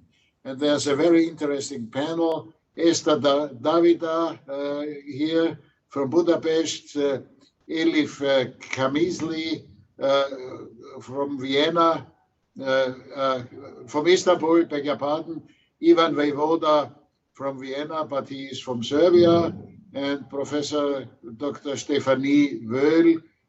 She has a Jean Monnet chair at the University of Applied Sciences in Vienna. Many thanks. there is a break. All the best. Drink a cup of coffee. Yes, hello everybody. Welcome to the second panel of our conference, Learning from the Past, Engaging for the Future. My name is Konrad Kramer. I'm the foreign editor of Austrian national daily newspaper Kurier. And well, personally, I've been writing a book recently about, which is called New Borders, Unpaid Bills, Europe and the Confrontation with the Shadows of its Past, which deals exactly with a lot of crisis regions in Europe and what these crises have to do with their past. So we are jumping into the topic we are talking about this afternoon anyway. And the title for the second panel, which I am now going to run, is called Developing New Perspectives for a Common Europe Within and Beyond the European Union. Well, as we journalists like to put things bluntly and shortly, let's say we're talking about the future of Europe and the problems Europe faces on its way towards that future. And the first of our speakers for this afternoon is Professor Ivan Vejvoda, which you probably all know. He's the former vice president of the German Marshall Fund and permanent fellow at the IWM in Vienna, which is, I would call, one of the most renowned think tanks concerning the region of Central and Eastern Europe. Mr. Vejvoda, Professor Vejvoda, of course, himself comes from the Balkans. He's Serbian. He has been engaged in the Yugoslav opposition many years ago as a close advisor to Prime Minister Zoran Đinđić, which we all remember being brutally killed in 2003.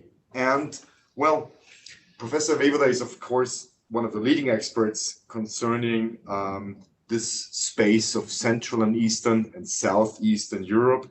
And of course, he's dealing with European politics in that sphere. And that's what he's going to talk about today in a, I would say, rather fundamental concept, because what Mr. Vejvoda was going to do this afternoon, he's going to take us back to the age of enlightenment and, well, building a bridge from there to Europe today and its path into the future. So what can we take from that age of enlightenment from the 17th and 18th century to today? What are the ideas that we can follow, which we can still get a hold of to form this new Europe? And so before I start talking too much about it, let me pass over to Professor Vejvoda. I hope you can hear me, and let's listen to your first contribution to this afternoon. Thank you very much. First of all, I look forward very much to reading your book when it comes out. And thank you for your kind words. And thank you to the organizers and Professor Busek and Dr. Emil Brix for the invitation to be part of this event. Regretfully, we're not together in Favoritenstrasse, but so we'll have to do best with our Zoom screens. I will try to be brief and hopefully not overrun the 5-minute limit by more than a minute or two. I hope you will have some understanding for that. I listened to the first panel with great interest. I think there are a lot of these things that unfortunately, we didn't learn at school or that are still not being taught about these interconnections, of course, of which many of us are aware of. I'd just like to add one that, the link between the Ottoman Empire and Dubrovnik was extremely important. The Republic of Dubrovnik, the trade route that went through the Sanjak, or what we call the Sanjak region today, the Pazar that is in Serbia, and many of the way stations along that route, just an addition to the many important things that were said. So the links are humongous, and in fact, what we call in maybe too simple language, the renationalization of politics that we have been seeing since the financial crisis and since the migration crisis, is obscuring, in fact, the level of links that we have among each other.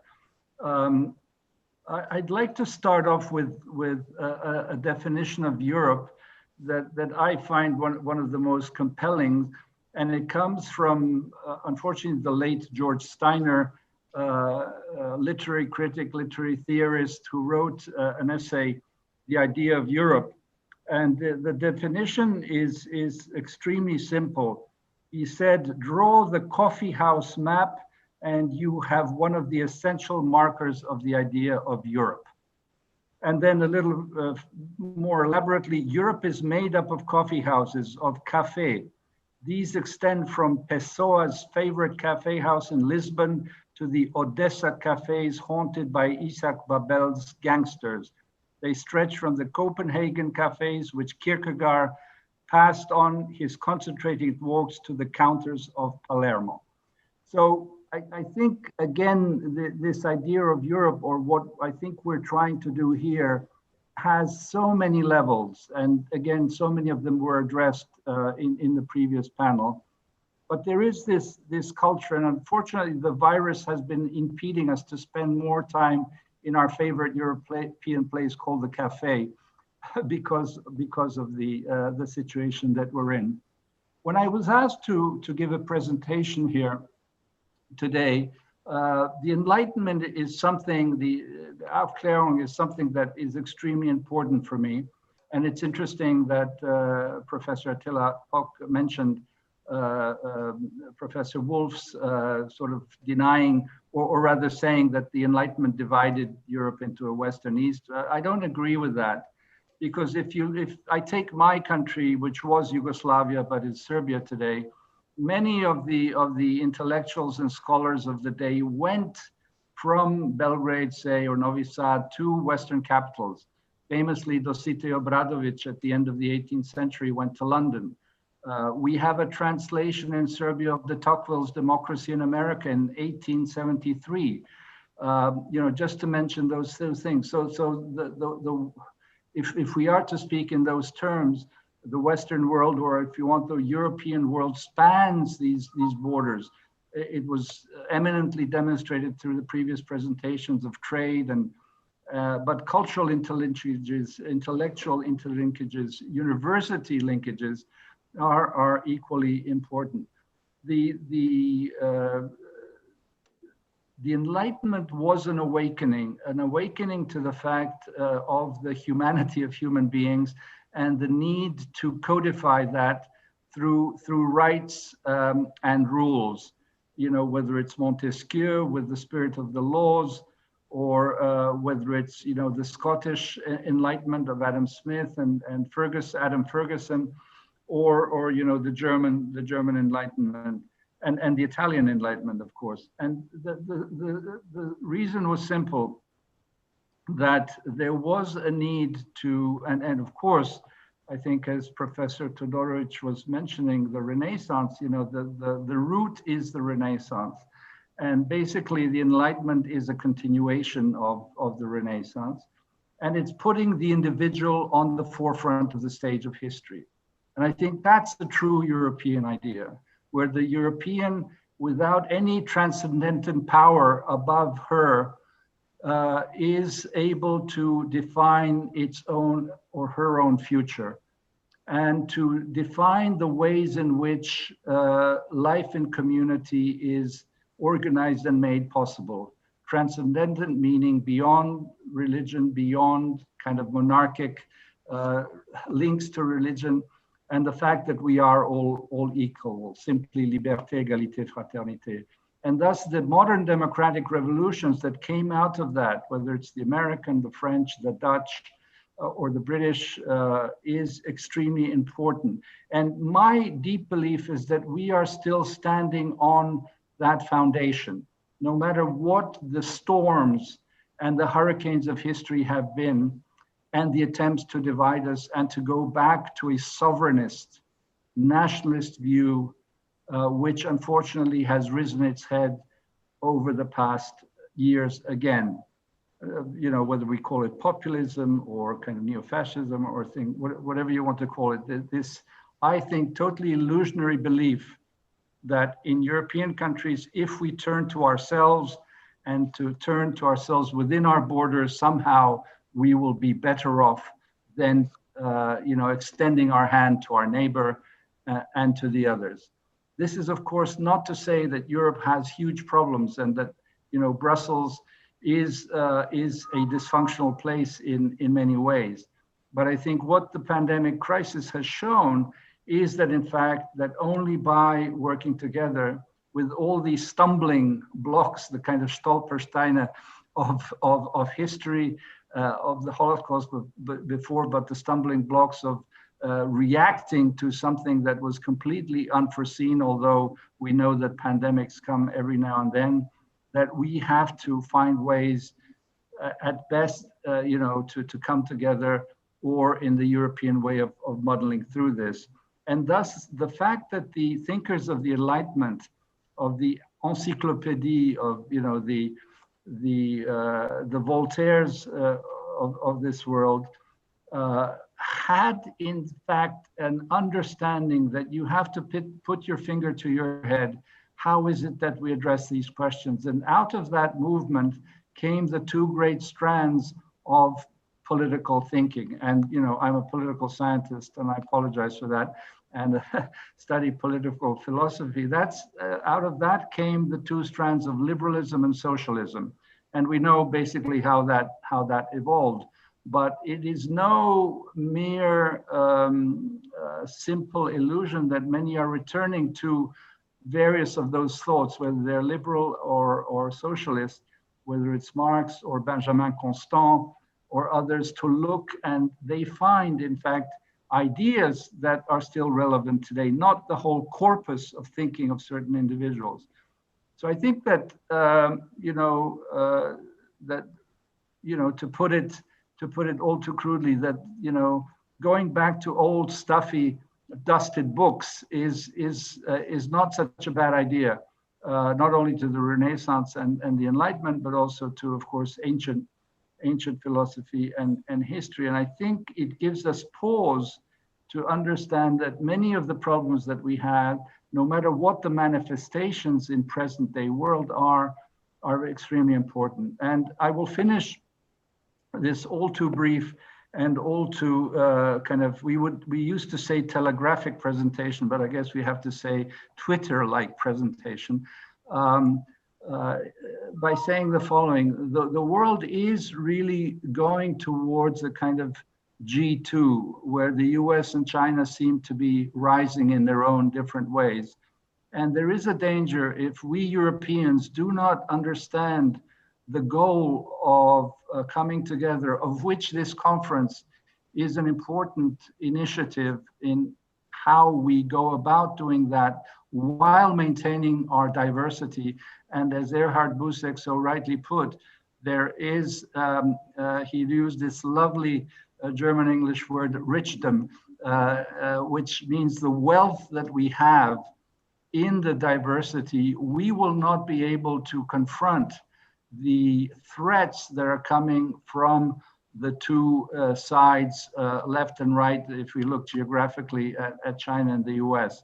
And so I think that efforts like these have to be multiplied, but they have to be, and this is the conclusion, that there must be ways that education, civic education, historical education has to permeate much more the systems that we have in our countries, because without that, there is a desert on which the various QAnon and other conspiracy theories that subsist through the social media world take root more strongly than, in fact, what is the more important part of an education. Thank you very much, and I apologize for speaking too long.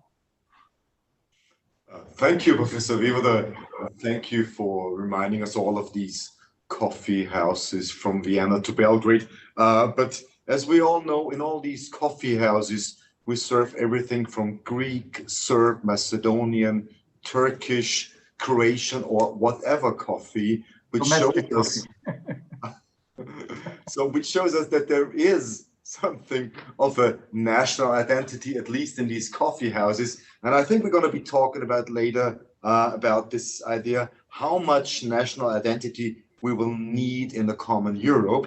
But for now, let's just pass over to the second speaker, which is Stefanie Wöhl, which is from the BFI, the University of Applied Sciences in Vienna, political scientist, holder of the Jean Monnet Chair of the European Union. And Professor Wöhl's field of science is, of course, European integration and the difficulties on that way to European integration.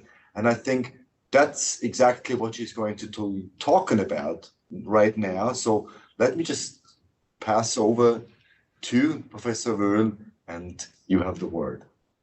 Yes, thank you also on my side for the invitation to take part in this conference. Unfortunately, we're all not present, but virtually at least we are. Also to Professor Busek and Professor Brix for inviting me. Yes, I was asked also by Sylvia Najwan, thank you at this point, to talk a bit more about the concept of diversity and what is needed actually at this stage in time in global pandemics and global crises, or post-crises, you might say, how we can sort of further this concept of diversity.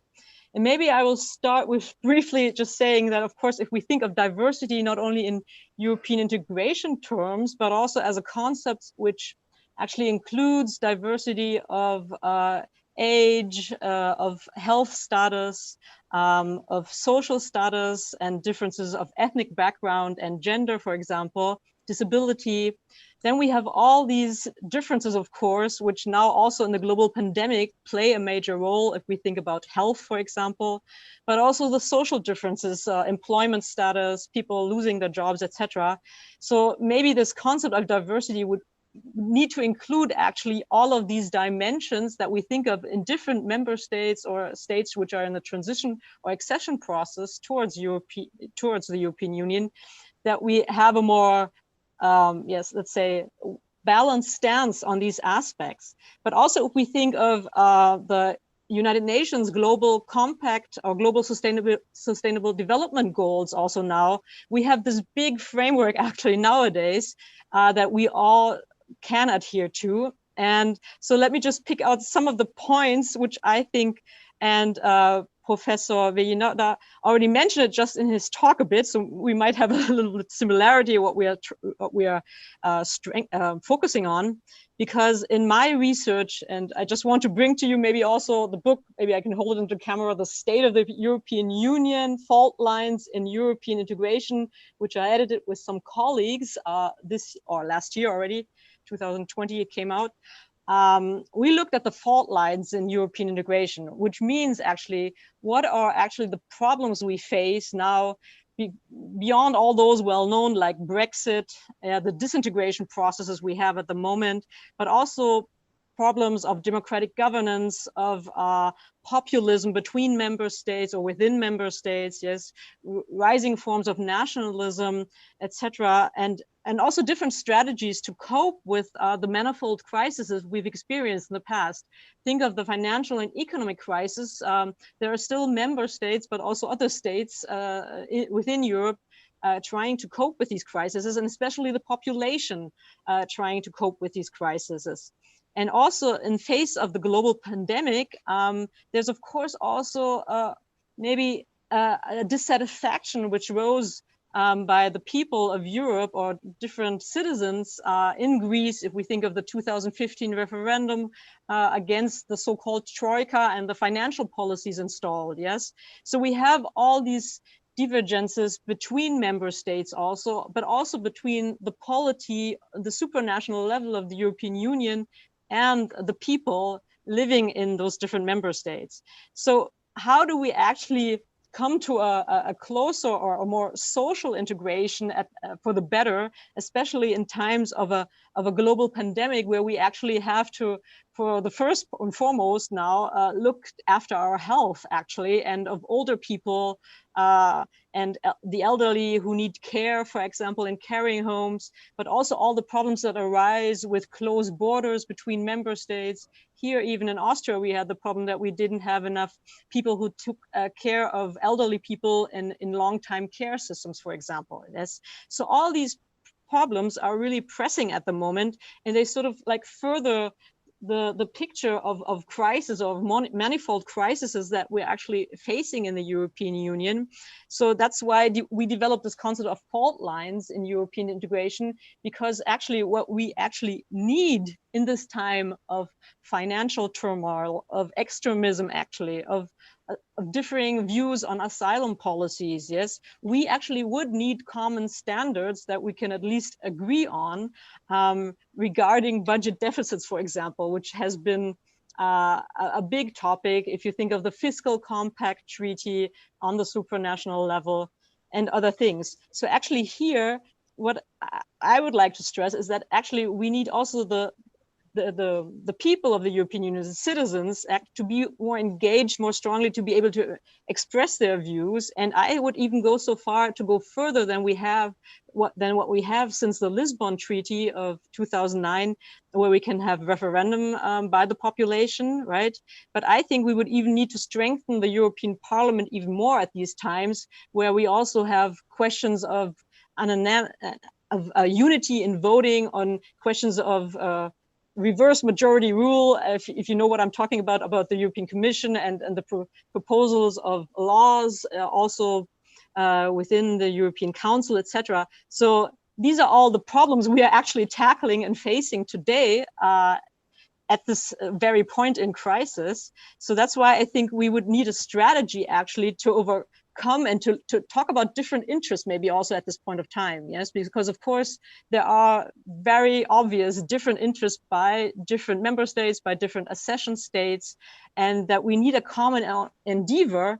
And Professor Wöhl already mentioned it, maybe we need to look back in history also to find a common goal for the future, because these problems are so pressing still today, yes, and that these conflicting interests going from financial problems, going from tax revenues, etc., to the very health of our very populations are so pressing that we need actually maybe new concepts to think about diversity in this context also. Yes. Thank you very much. Maybe, I hope I didn't go over my time that much. Yes, I look forward to our discussions. Thank you. Yeah, I think it's going to be an exciting discussion. What I would like to ask you right now is, we all know the difference sociologists today make between the everywheres in Europe and the somewheres. And the everywheres is what seemingly a bit arrogant, we all are sitting together here, don't have a problem with Europe because they feel at home from Belgrade to Lisbon. But those somewheres, and that's the one Stefanie Wöhl has been talking about, have an identity which obviously doesn't fit into European identity, which sometimes is very contradictory with European identity. So the question we, I think, have to talk about urgently, not only in this plenum here, but in Europe as well, is in general, is what are we going to do with these people and how to give them a European identity without giving the feeling to lose their identity they have been having up to now, which is a nationalist, a national identity. So that's the question I'd like to, well, if you want to give a short comment about that now, Professor Wöhl, maybe. So already now? It's a good question. I have no real answer to that. I wouldn't say that it's I don't think it's only a problem of identity, actually. I think it's a problem of different interests. That's why, the term interest is so at the forefront of political sciences. I'm sorry, I'm a political scientist, so I always talk about interests.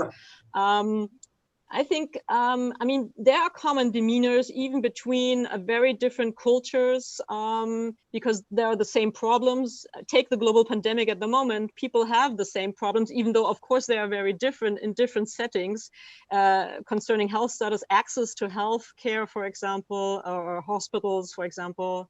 even if you think of all the privatization which has been done in Spain even, and all the private clinics which were closed down or people left and didn't care for elderly people anymore, so the people died. I mean, these are problems not only non-EU member states have. So I think it's more, my point was more to say that we need to look at these global processes of global leadership. I mean, think of the United States at the moment, yes, and how we can actually solve those problems also, that we have, I mean, more social cohesion, that we go to more social integration, which I think would be the basis actually to also achieve this more common identity in the long run, actually.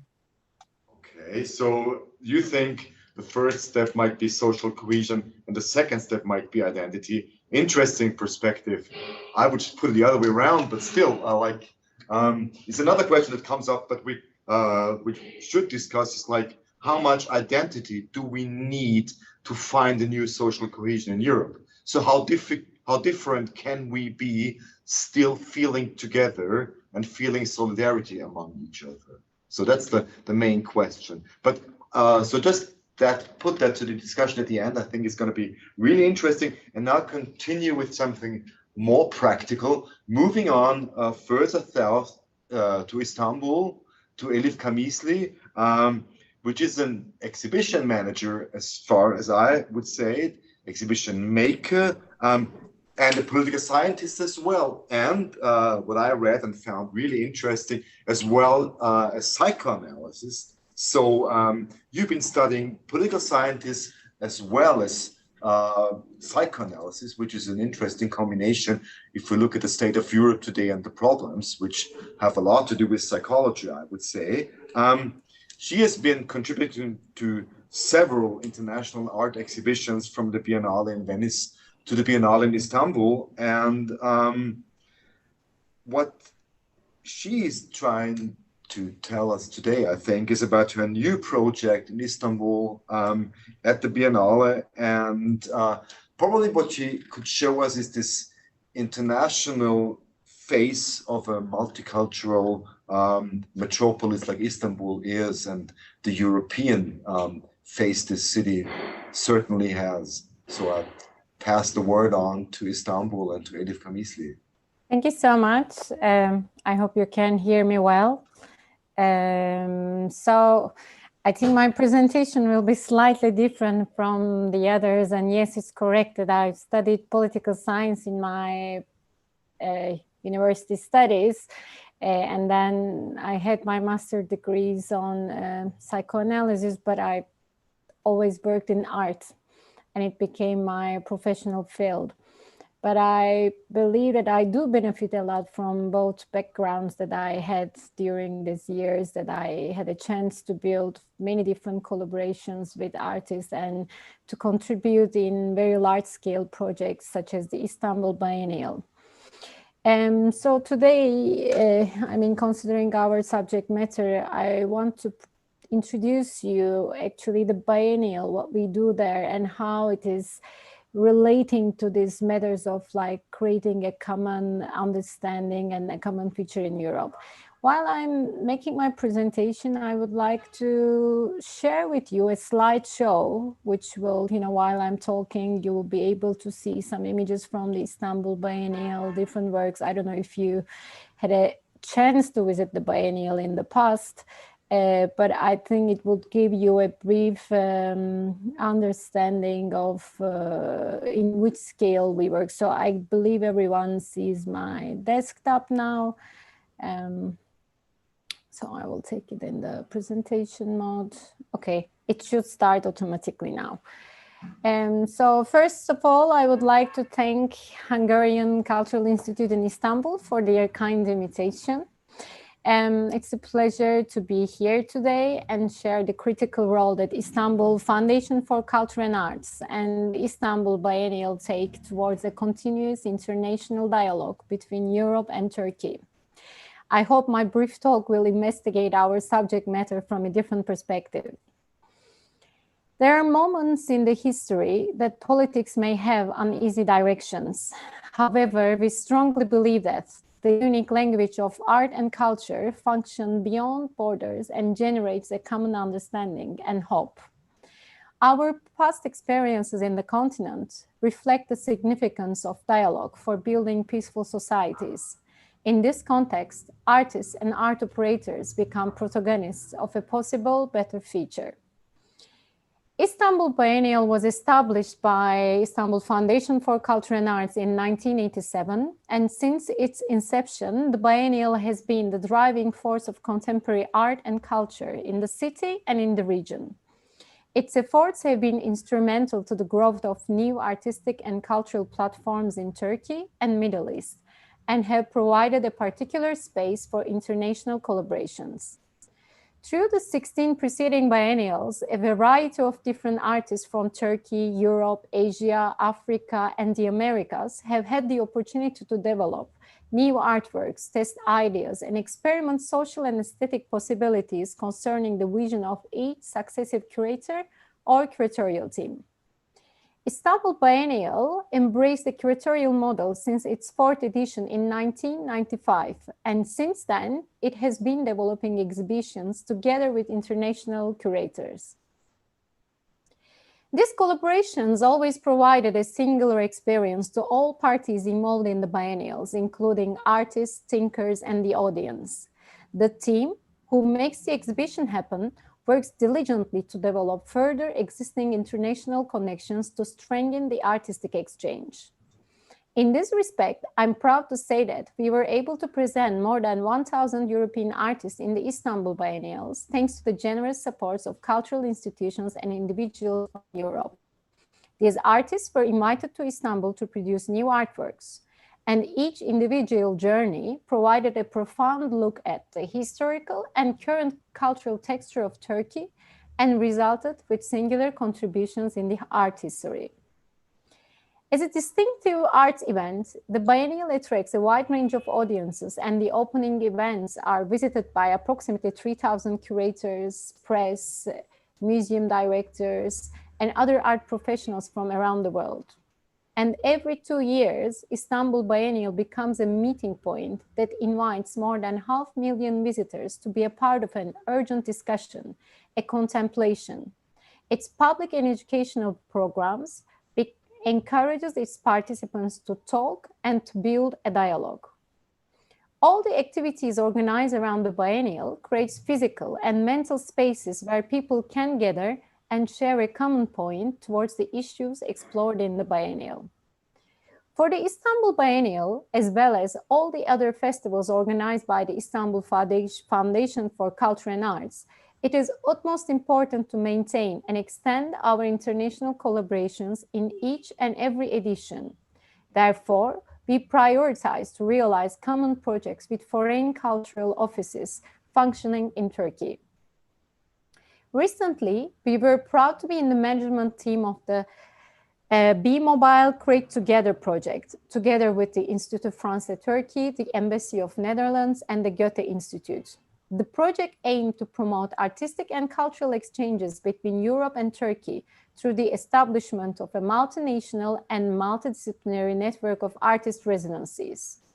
30 artists had the opportunity to have midterm residencies in 16 different spaces located in Germany, France, Holland, and Turkey. And their works, which were developed during the project, were documented in a publication. It would be important to highlight that with all its means, Mobile Create Together reinforced the ties between art scenes in Turkey and Europe. Lastly, I would like to share with you an intriguing news.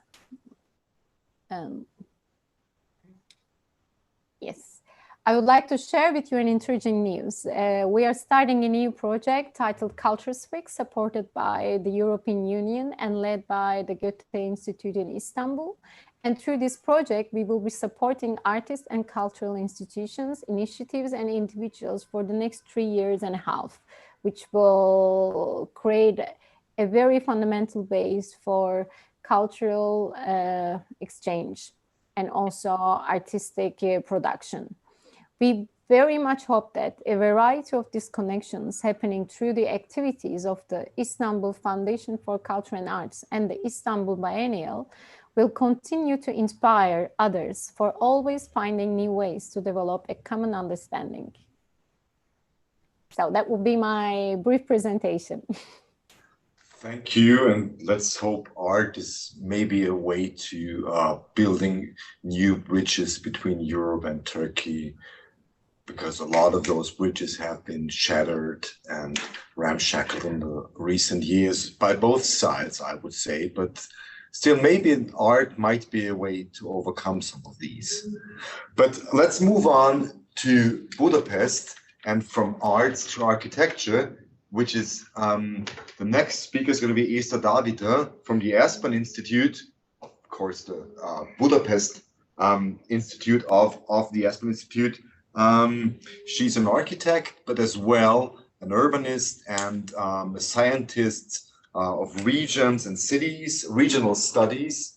And as far as I understand, you have been running a project called Interreg, which is dealing with cities, towns, and regions along the Danube River, passing through, as we all know, several European countries, and in a way looking for common identities along and in these towns and cities, especially with those cities that are along the borders. So when the Danube runs along European borders, there are cities which are split in two by these borders, and if the Danube probably is a way to cross these borders and to find common identities. So from my personal experience, it's a fantastic idea. I do remember my visits to Komárno, which is Komoron in Hungarian, which is a city where we've seen both frightening explosions of nationalism in recent years, referring to the deepest conflicts of the 19th century, but on the other hand, a beautiful way of living together day by day, where all these weird nationalist ideas that politicians bring there don't seem to play a role. But I don't want to talk about that too much, because that's your topic, which I think is beautiful. So I pass on to Eszter Dávid to Budapest to tell us about this travels along the Danube River and the scientific excavations you've made on these travels, during these travels. Thank you. Yes, thank you very much. I also prepared a short presentation, so I will just share my screen. I hope you see it. Please confirm. Okay, so I was asked to talk to you about a very big project, which is a Danube project. It's an Interreg project, and I will give you some reflections about our work related to cultural collaborations. I'm an architect, but I'm working with participatory processes for more than 10 years, and I think it's related to all the speakers who were before me. So just to sorry, I will just remove this thing. So just to have an idea of this project, we had more than 30 partners from all over Europe, and it ran for 2.5 years. And actually, we won this next project, Danube Plus. So we will continue this work. I'm very happy to be here, because we may have the chance to cooperate with somebody from now on. Basically, we're also researching build and cultural heritage, tangible and intangible heritage along the Danube. I won't have the time to talk about this, but Festive is a very good example, because from Turkey to Germany, all of the nation has something to do with it. And this is a very good example, for example, to an intangible heritage element. We were researching peripheral and small towns and twin towns, which was described before, that there are many cities in a very special situation because they are divided by a border. Our vision is actually that if we connect those people around the Danube with a common brand, with a promenade, they can work better, they can contribute better to tourism, culture, to do EU ideas. So it has a lot to do with regional identity, and we think that one of our tools is to let's say get people together within a culture and the tools within culture. So just to have an idea of the framework of this project, I'm sorry, I didn't know how to hide this one. Oh, yeah. So we began to build a network. Actually, Mr. Hanus was also part of this project with this university. We made a lot of spatial research with architect students in universities. We made a lot of events, tools, and the strategy. But today I will just talk about the events we made. So I was leading implementation processes with local activators. So these are the towns from Romania to Germany where we made any kind of implementation with local cultural institutes. Actually, it was more than 70 events, which is quite a big number if we consider these EU projects. And our basic idea was not only to bring examples from Western Europe or from Europe, but also build on the local resources. And it's very important because it's a big mistake most of the time when it comes to implementation. So this is what we worked a lot, how to find the good connection and how to implement these methodologies into the local context.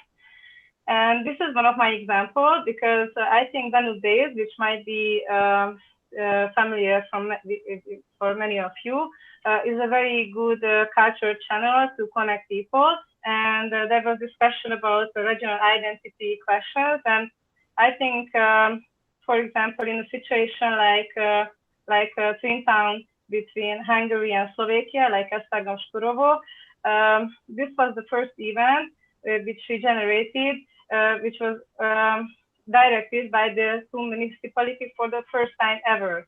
And the same thing happened, for example, within Calafat, which is Bulgaria, Romania, that because of Danube Days, we involved the local institutes, the cultural institutes, and this was the first cultural event they ever made.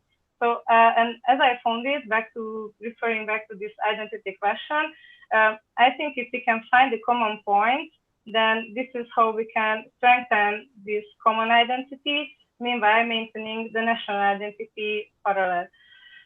Obviously, we have some other, let's say, results. For example, we made a traveling exhibition which traveled through 6 countries, and we faced many problems like language issues or actually the historical education is different in these countries.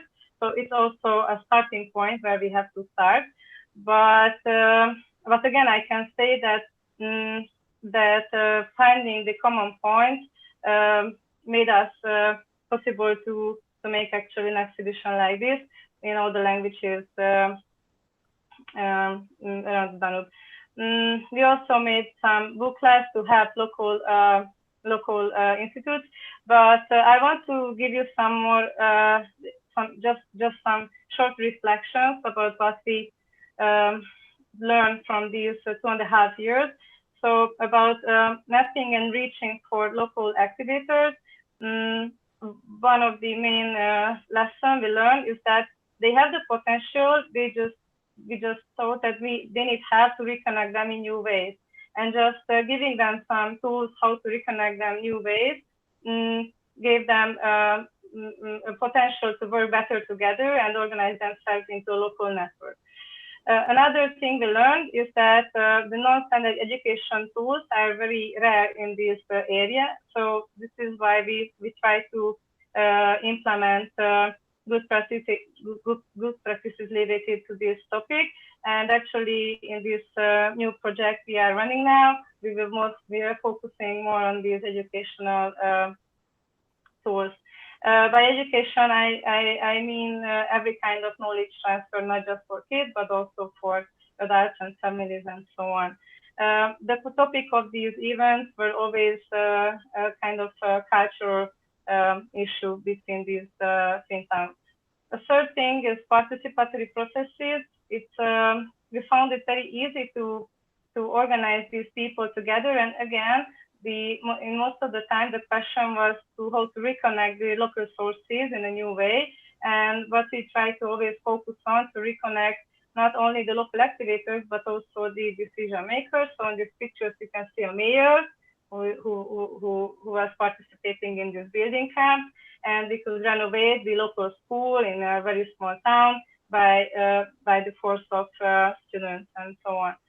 And this last one is the fostering cultural participation between people from different cultural backgrounds. In this picture, you can see people from Bulgaria, Romania, and Hungary.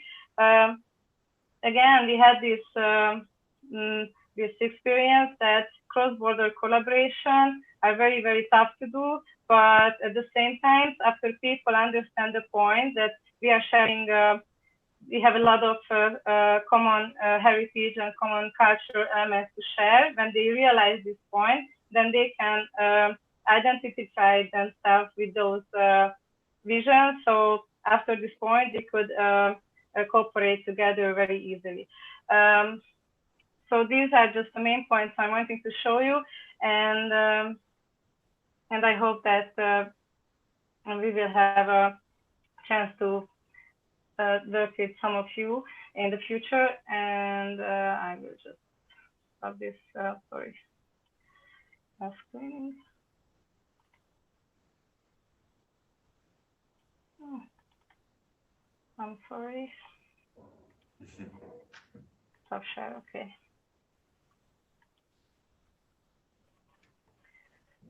Okay, Esther, let me just follow right up with a question about your work.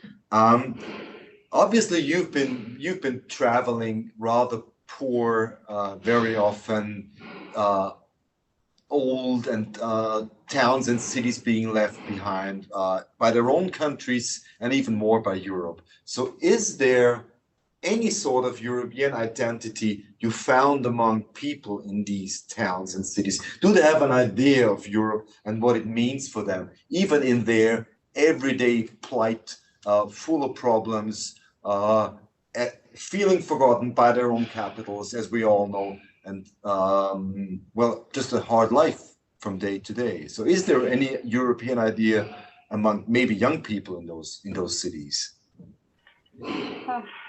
That's a very hard question, and I must relate to Stefanie Wöhl in this, because I also feel that speaking about European standards is very hard.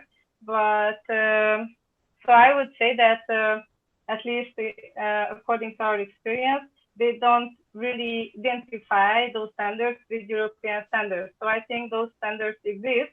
It's just sometimes we need to raise awareness that these are the common elements we have.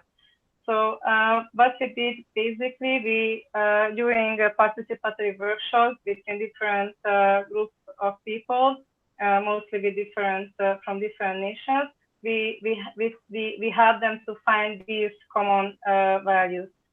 And actually, many values of these exist, and I really don't want to. It's really equal to EU, and in the end, every cultural event, for example, people wanted to be together. People wanted to be proud of their cultural heritage. People wanted to show their cultural heritage to each other. So the basics of these events were the same, even though the language was different. But I totally agree that talking about EU and talking about European standards is something very crucial right now, because sometimes the average knowledge about these standards, I think, is just not is very different in each of these countries. But do the people even feel that Europe has a place for them inside Europe? So Europe just looks at them, or do they feel forgotten by that? Europe, they are sometimes part of, like the Slovaks and the Hungarians and the Romanians, of course, because we're talking about parts of Europe, parts of the European Union. But sometimes, to my personal experience, people just don't feel part of the European Union. They feel they get some money from somewhere, which is a far away city called Brussels, but they don't feel too European. I have a short question to that, a short answer to that. Our experience was that when we could establish intercultural events, they began to feel it. But so I think this kind of event gives the people a little bit vision about how could this system work.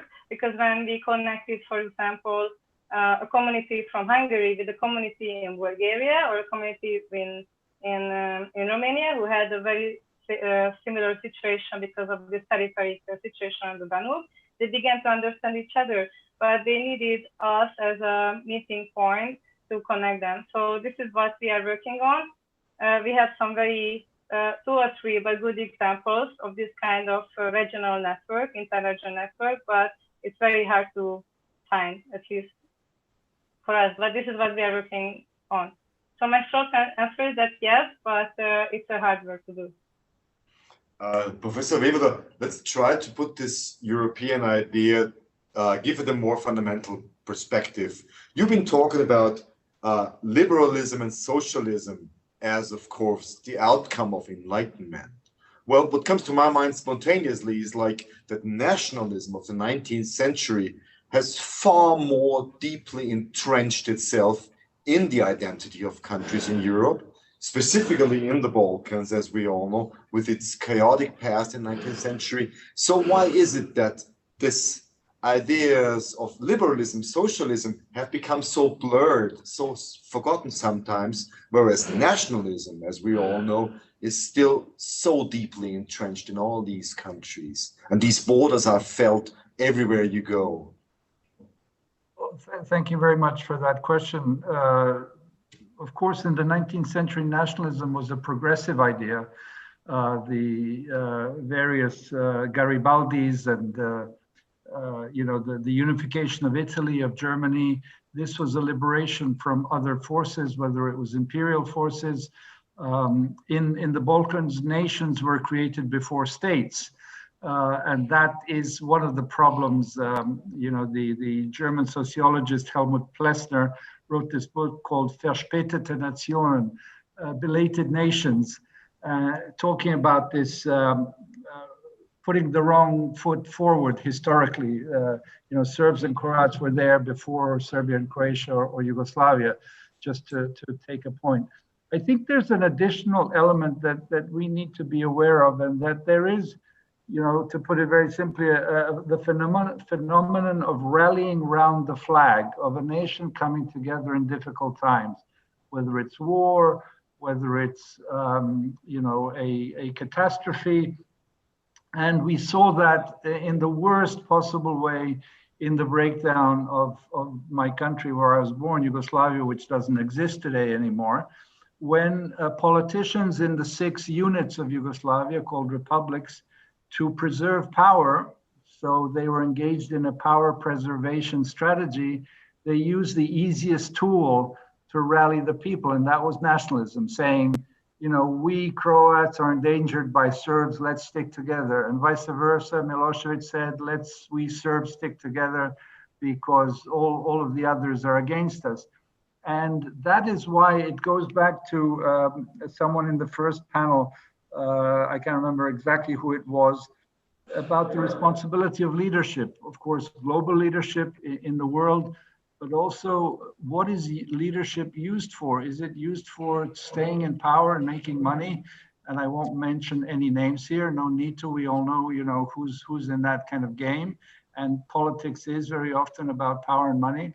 But there's also what the French philosopher Paul Ricoeur said, the rational, the good side of politics, not only the evil, and that is to lead your nation, to put it grandly, towards higher goals.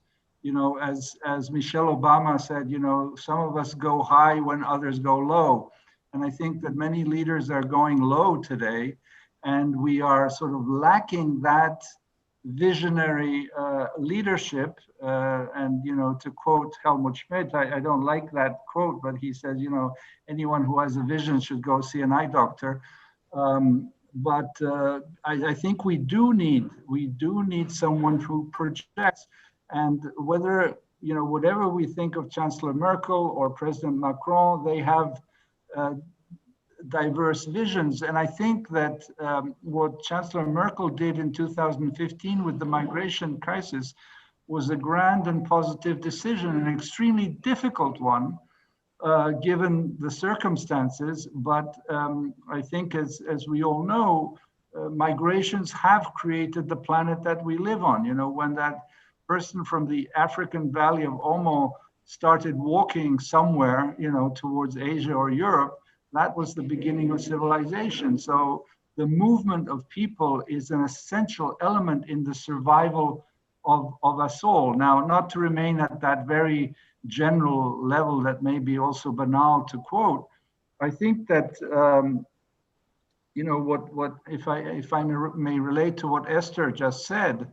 it's really about people understanding that they have common problems and common challenges.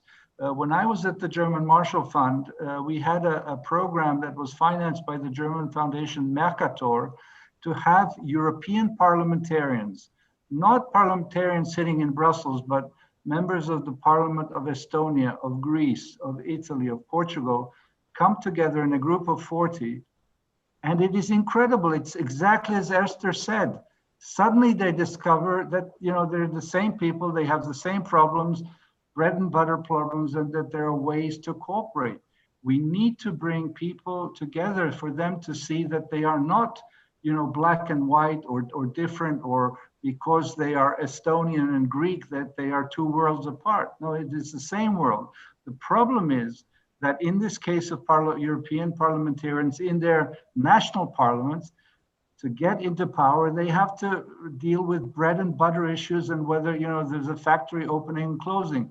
They don't have time to think about bigger European issues. And that is why it's fortunate that we have the imperfect European Union that we have and its leaders. And leaders, of course, when they go back home, many of them historically, and Britain is a case in point, go back home and do what we call Brussels bashing, criticizing Brussels for everything that's wrong because, my goodness, our government is perfect, and it's because Brussels is saying this that we have to do things that they are. So that there is a, to put it mildly, a hypocrisy that is going on here, because they don't acknowledge, and this is what leadership should be about, of these leaders explaining to their people, yes, Brussels is imperfect, but if we didn't have Brussels, we wouldn't be where we are today in terms of the wealth that we have created.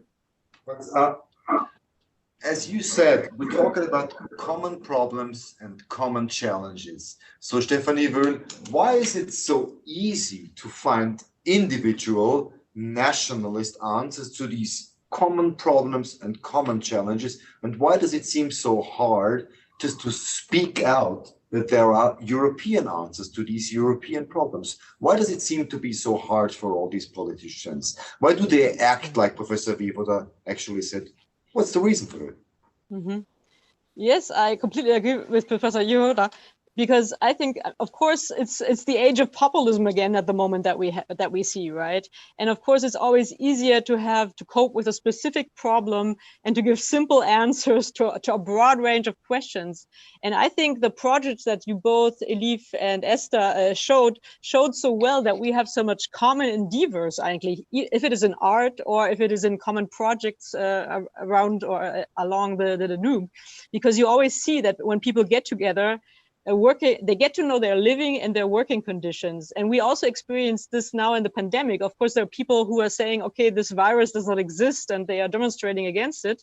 And of course, they are very prone to very populist reasoning in this context. And I think it's the same on the identity question. I mean, identity is a complex is a complex phenomenon and has always been contested. Think of Sheila Ben-Habib, who has done research on this, but also Hannah Arendt, who talks about the rights of others. Yes, what are the rights of others coming into our countries on migration and asylum, for example?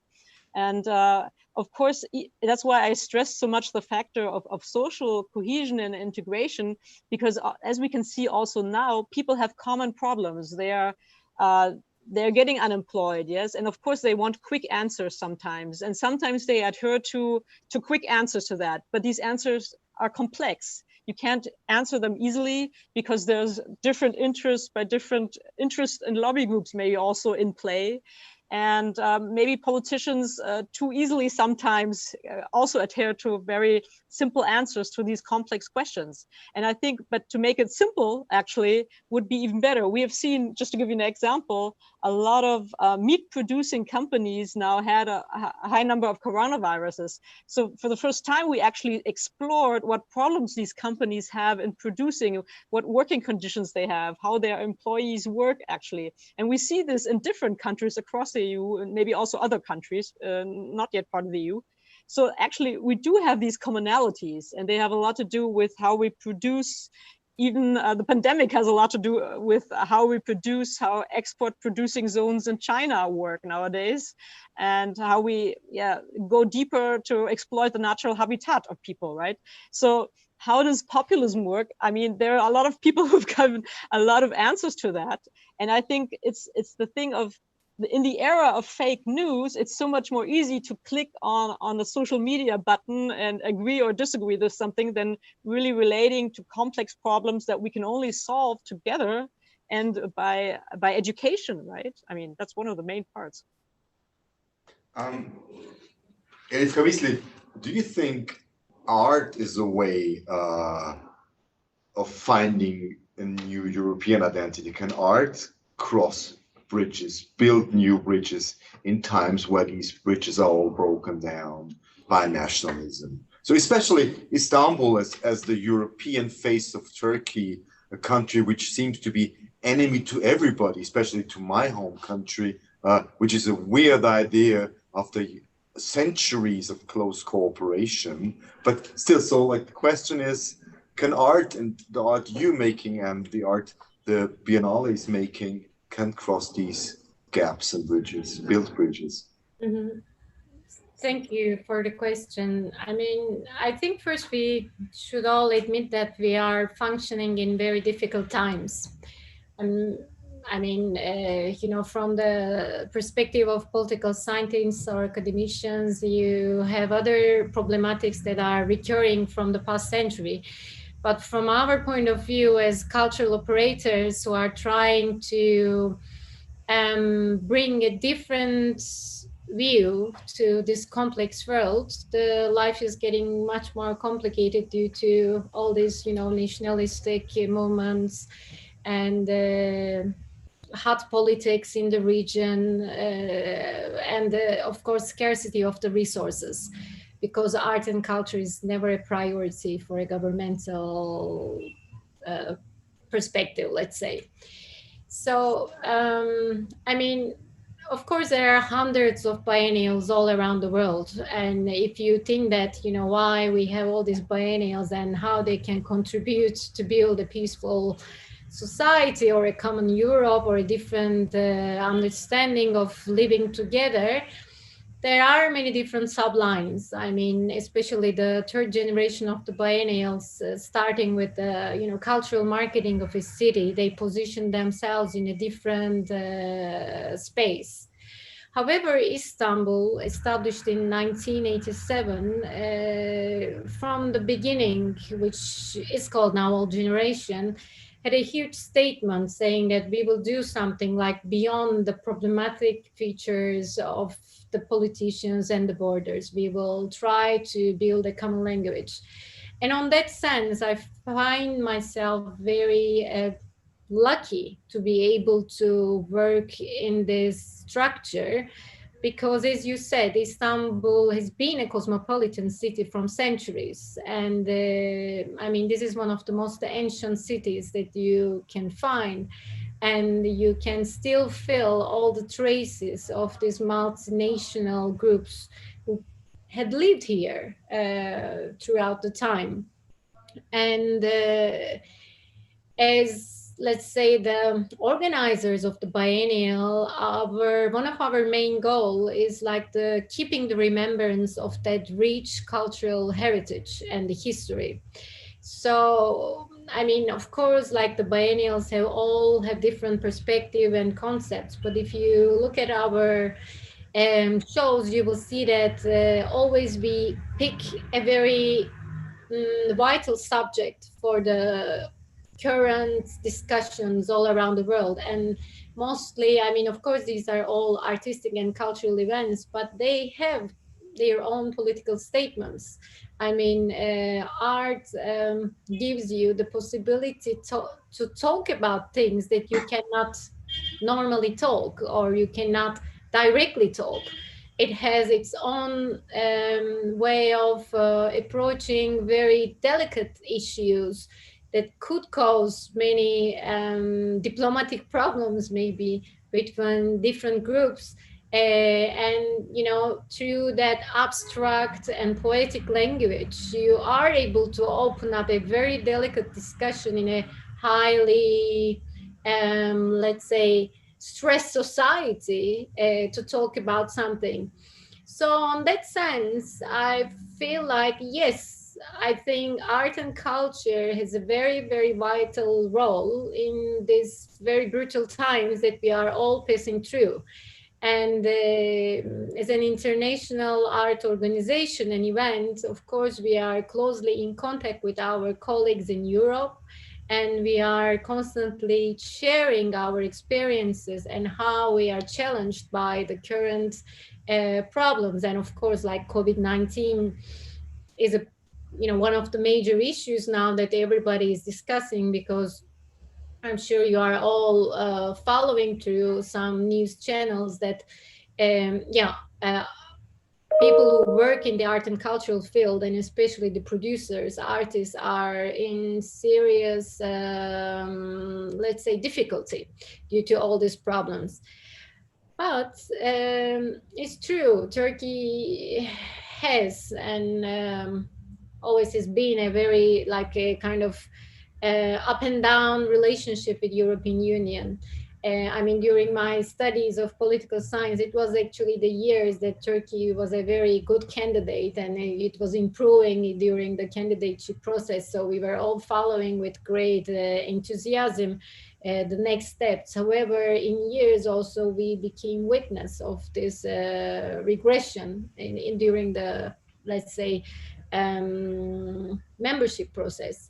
And but what I can say, even,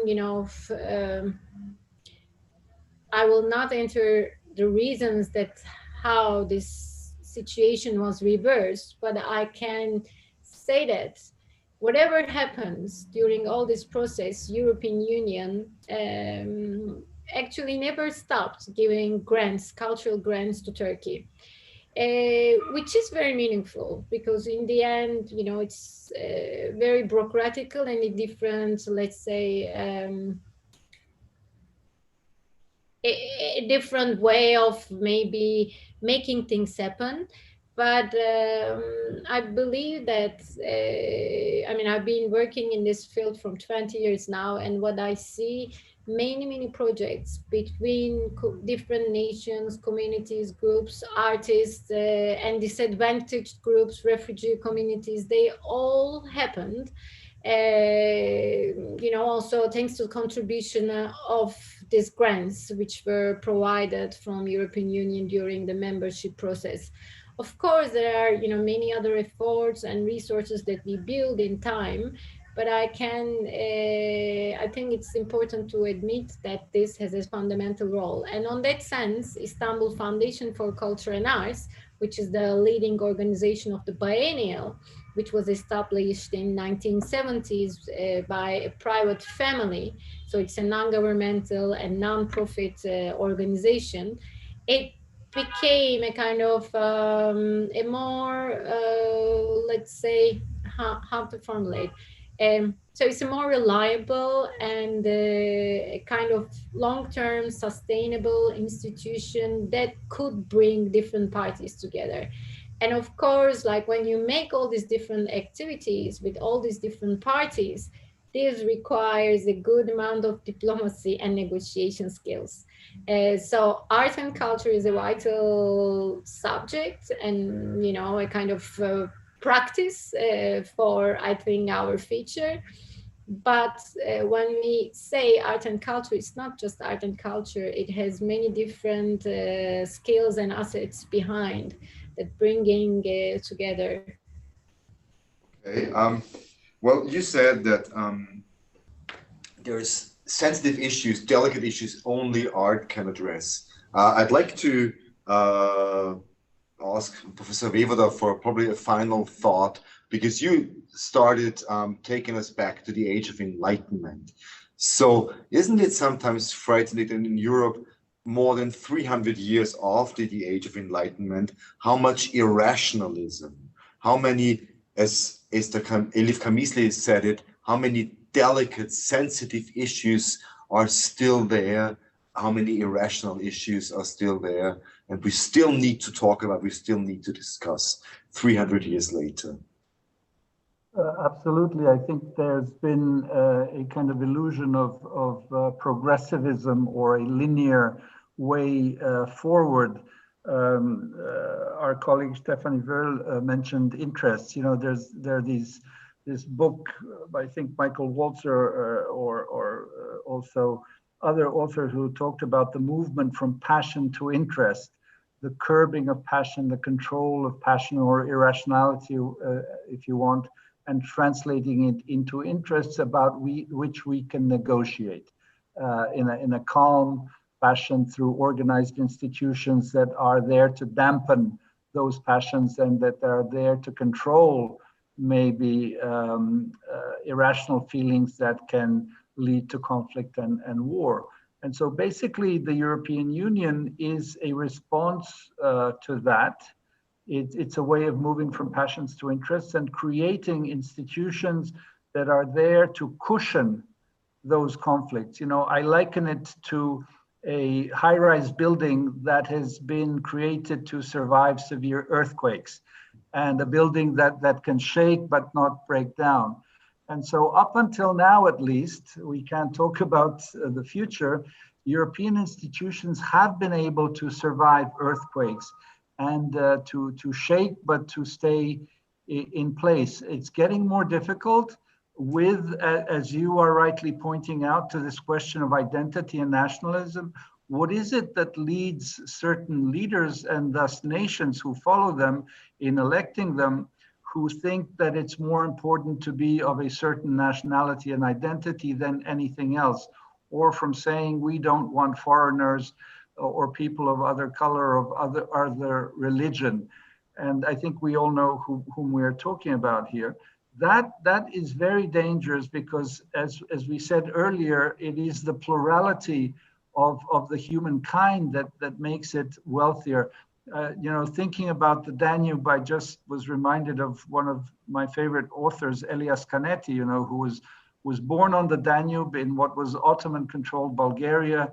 Musée, who then became a British citizen who lived in Switzerland, and who was one of the many, like George Steiner, whom we mentioned, or Stefan Zweig, another one, who were deeply European, but didn't lose a sense of who they were in terms of identity. And I think that's one of the problems. That's why I believe education is so important. It's not a panacea, but it helps to help young people as they go through the educational process to understand that we have layers of identity. You know, we are, whatever gender we are, you know, we are born in a town, in a country. You know, I was born in a country that doesn't exist anymore. And I often, reading Zweig, you know, I can understand what it meant to lose the Austro-Hungarian Empire, whatever that was. But suddenly you are in a classroom looking at a map of a country, and then that disappears and you're suddenly living in a different geographical shape than you used to before. It's happened to many others in history, and I do not wish anyone to lose their country. It's not an easy experience to go through. But again, because we are resilient in the way we are, in particular on the European continent, you stand up and carry on. And so I think the way that you have been pushing us to address these questions is extremely important.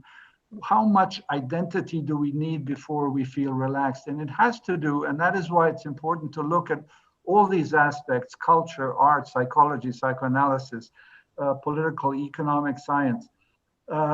Because if people are living a comfortable life, earning a sufficient salary to provide for themselves and their families, you know, to go off for a holiday once or twice a year, then these problems of identity are not there.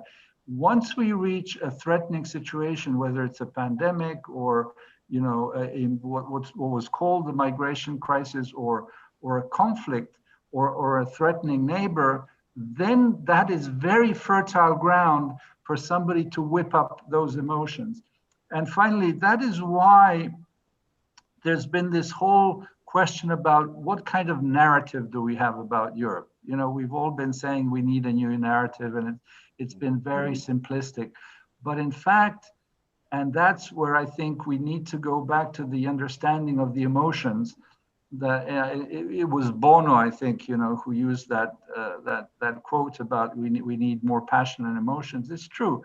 There must be a way in which we can talk about Europe more passionately, I think, in the way that we have been doing here today, by bringing these different strands together.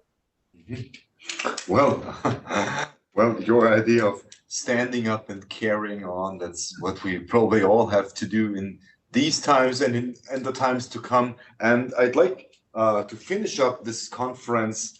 I'd like to ask Dr. Balashereshi for his closing remarks to this conference. You have the word. Thank you very much. Can you hear me? Yes, you can. Okay, great. I guess Professor Vojvoda actually did the closing remarks for me, but I will try to add some more after this wonderful panels with so many wise and interesting words and comments, which was also very interesting and personal for me as a person who was born in Budapest and learned how to kayak and canoe on the Danube, and then later on was also part of activist events to get the city and the river closer together. Actually, this association was also kind of a partner of the project which Esther Davida was talking about. And then after that, living here in Istanbul, on the other end of this region, let's say, and I think the most important part where every conversation went out was about where is this region actually. So like a questioning not only our identity, like who we are, but also talking about the identity or identifying the region. Let it be the European Union or Europe or the Danube, which we are constantly actually reframing, I guess, during history and during these past centuries and during these past decades. And about this, it's also an interesting fact that many, I don't know if it is true or not, I'm not a geographist or geologist, but many Istanbul people think that the Danube actually flows through the Black Sea and flows through the Bosphorus. So actually, in the belief of Istanbul people, I am actually sitting right at the end of the Danube in a way which connects us in many ways, as you could see, which are also borders, let it be just imaginary borders or real borders since the Roman Empire, but also and most importantly connections and sharing of knowledge and projects and history and infrastructure which connects, and then sharing through art, which is and culture, which is also very important for us as a cultural center. And what was also interesting, that everybody was in from different angles. Every participant was coming with ideas of rethinking or projects to rethink or reshape these regions or these imaginary borders or also the cultural heritage. It's for me, it's very interesting that how the functions are changing in time, while we are talking about like how the function of the river's sides are changing, and how these objects there, like for example, we were talking about the limes, we were talking about ports, which are not used as in the same way like earlier, but it still has a different, or becomes a bearer of a different function, like for example tourism, or for example relaxation or sport, and that makes us think always like how many things a river like the Danube or any other river means for people, like just like food and then drinking water already. So basically life in general, it's the water is a symbol of life, as we know, but also shipping and commerce and sport and energy and maybe gold, washing. So many things, and so many things are all around this, and this all have this make this heritage which we have an approach for, and which is definitely there is a need for changing our approach, as everybody was talking about it and discussing it. And I think this is a very good contribution, and hopefully this is a beginning of a discussion, and we can continue, or at least you can partner up. I'm really or continue the discussions. I'm really sorry on this part that we couldn't make this conference offline, so that you could also meet in person, and we could meet with the audience and their questions in person. So we are very sorry about this, but at least in this form, and later on it would be also reviewable, as far as I know. So this change, I think this is the most important, how we are going to change and how we are going to shape our cultures, European Union, Turkey, just the Danube region, however we call it, or whatever part it is. And I hope that we will build together all these countries, from Turkey until all of Europe, and solving our problems with this by finding these common interests, which we were talking about. So I think I don't want to talk too long, but last but not least, I also have to thank everybody, the participants for their thoughts, the moderators as well for their thoughts and comments and great questions. Of course, great thank you for the IDM and for this cooperation between us, especially personally for Silvia and Ajivan, who we were preparing and working a lot on this conference, and also the European Union Turkey Intercultural Dialogue Program, which funded this activity, the UNESCO Institute, which was our partner in this program.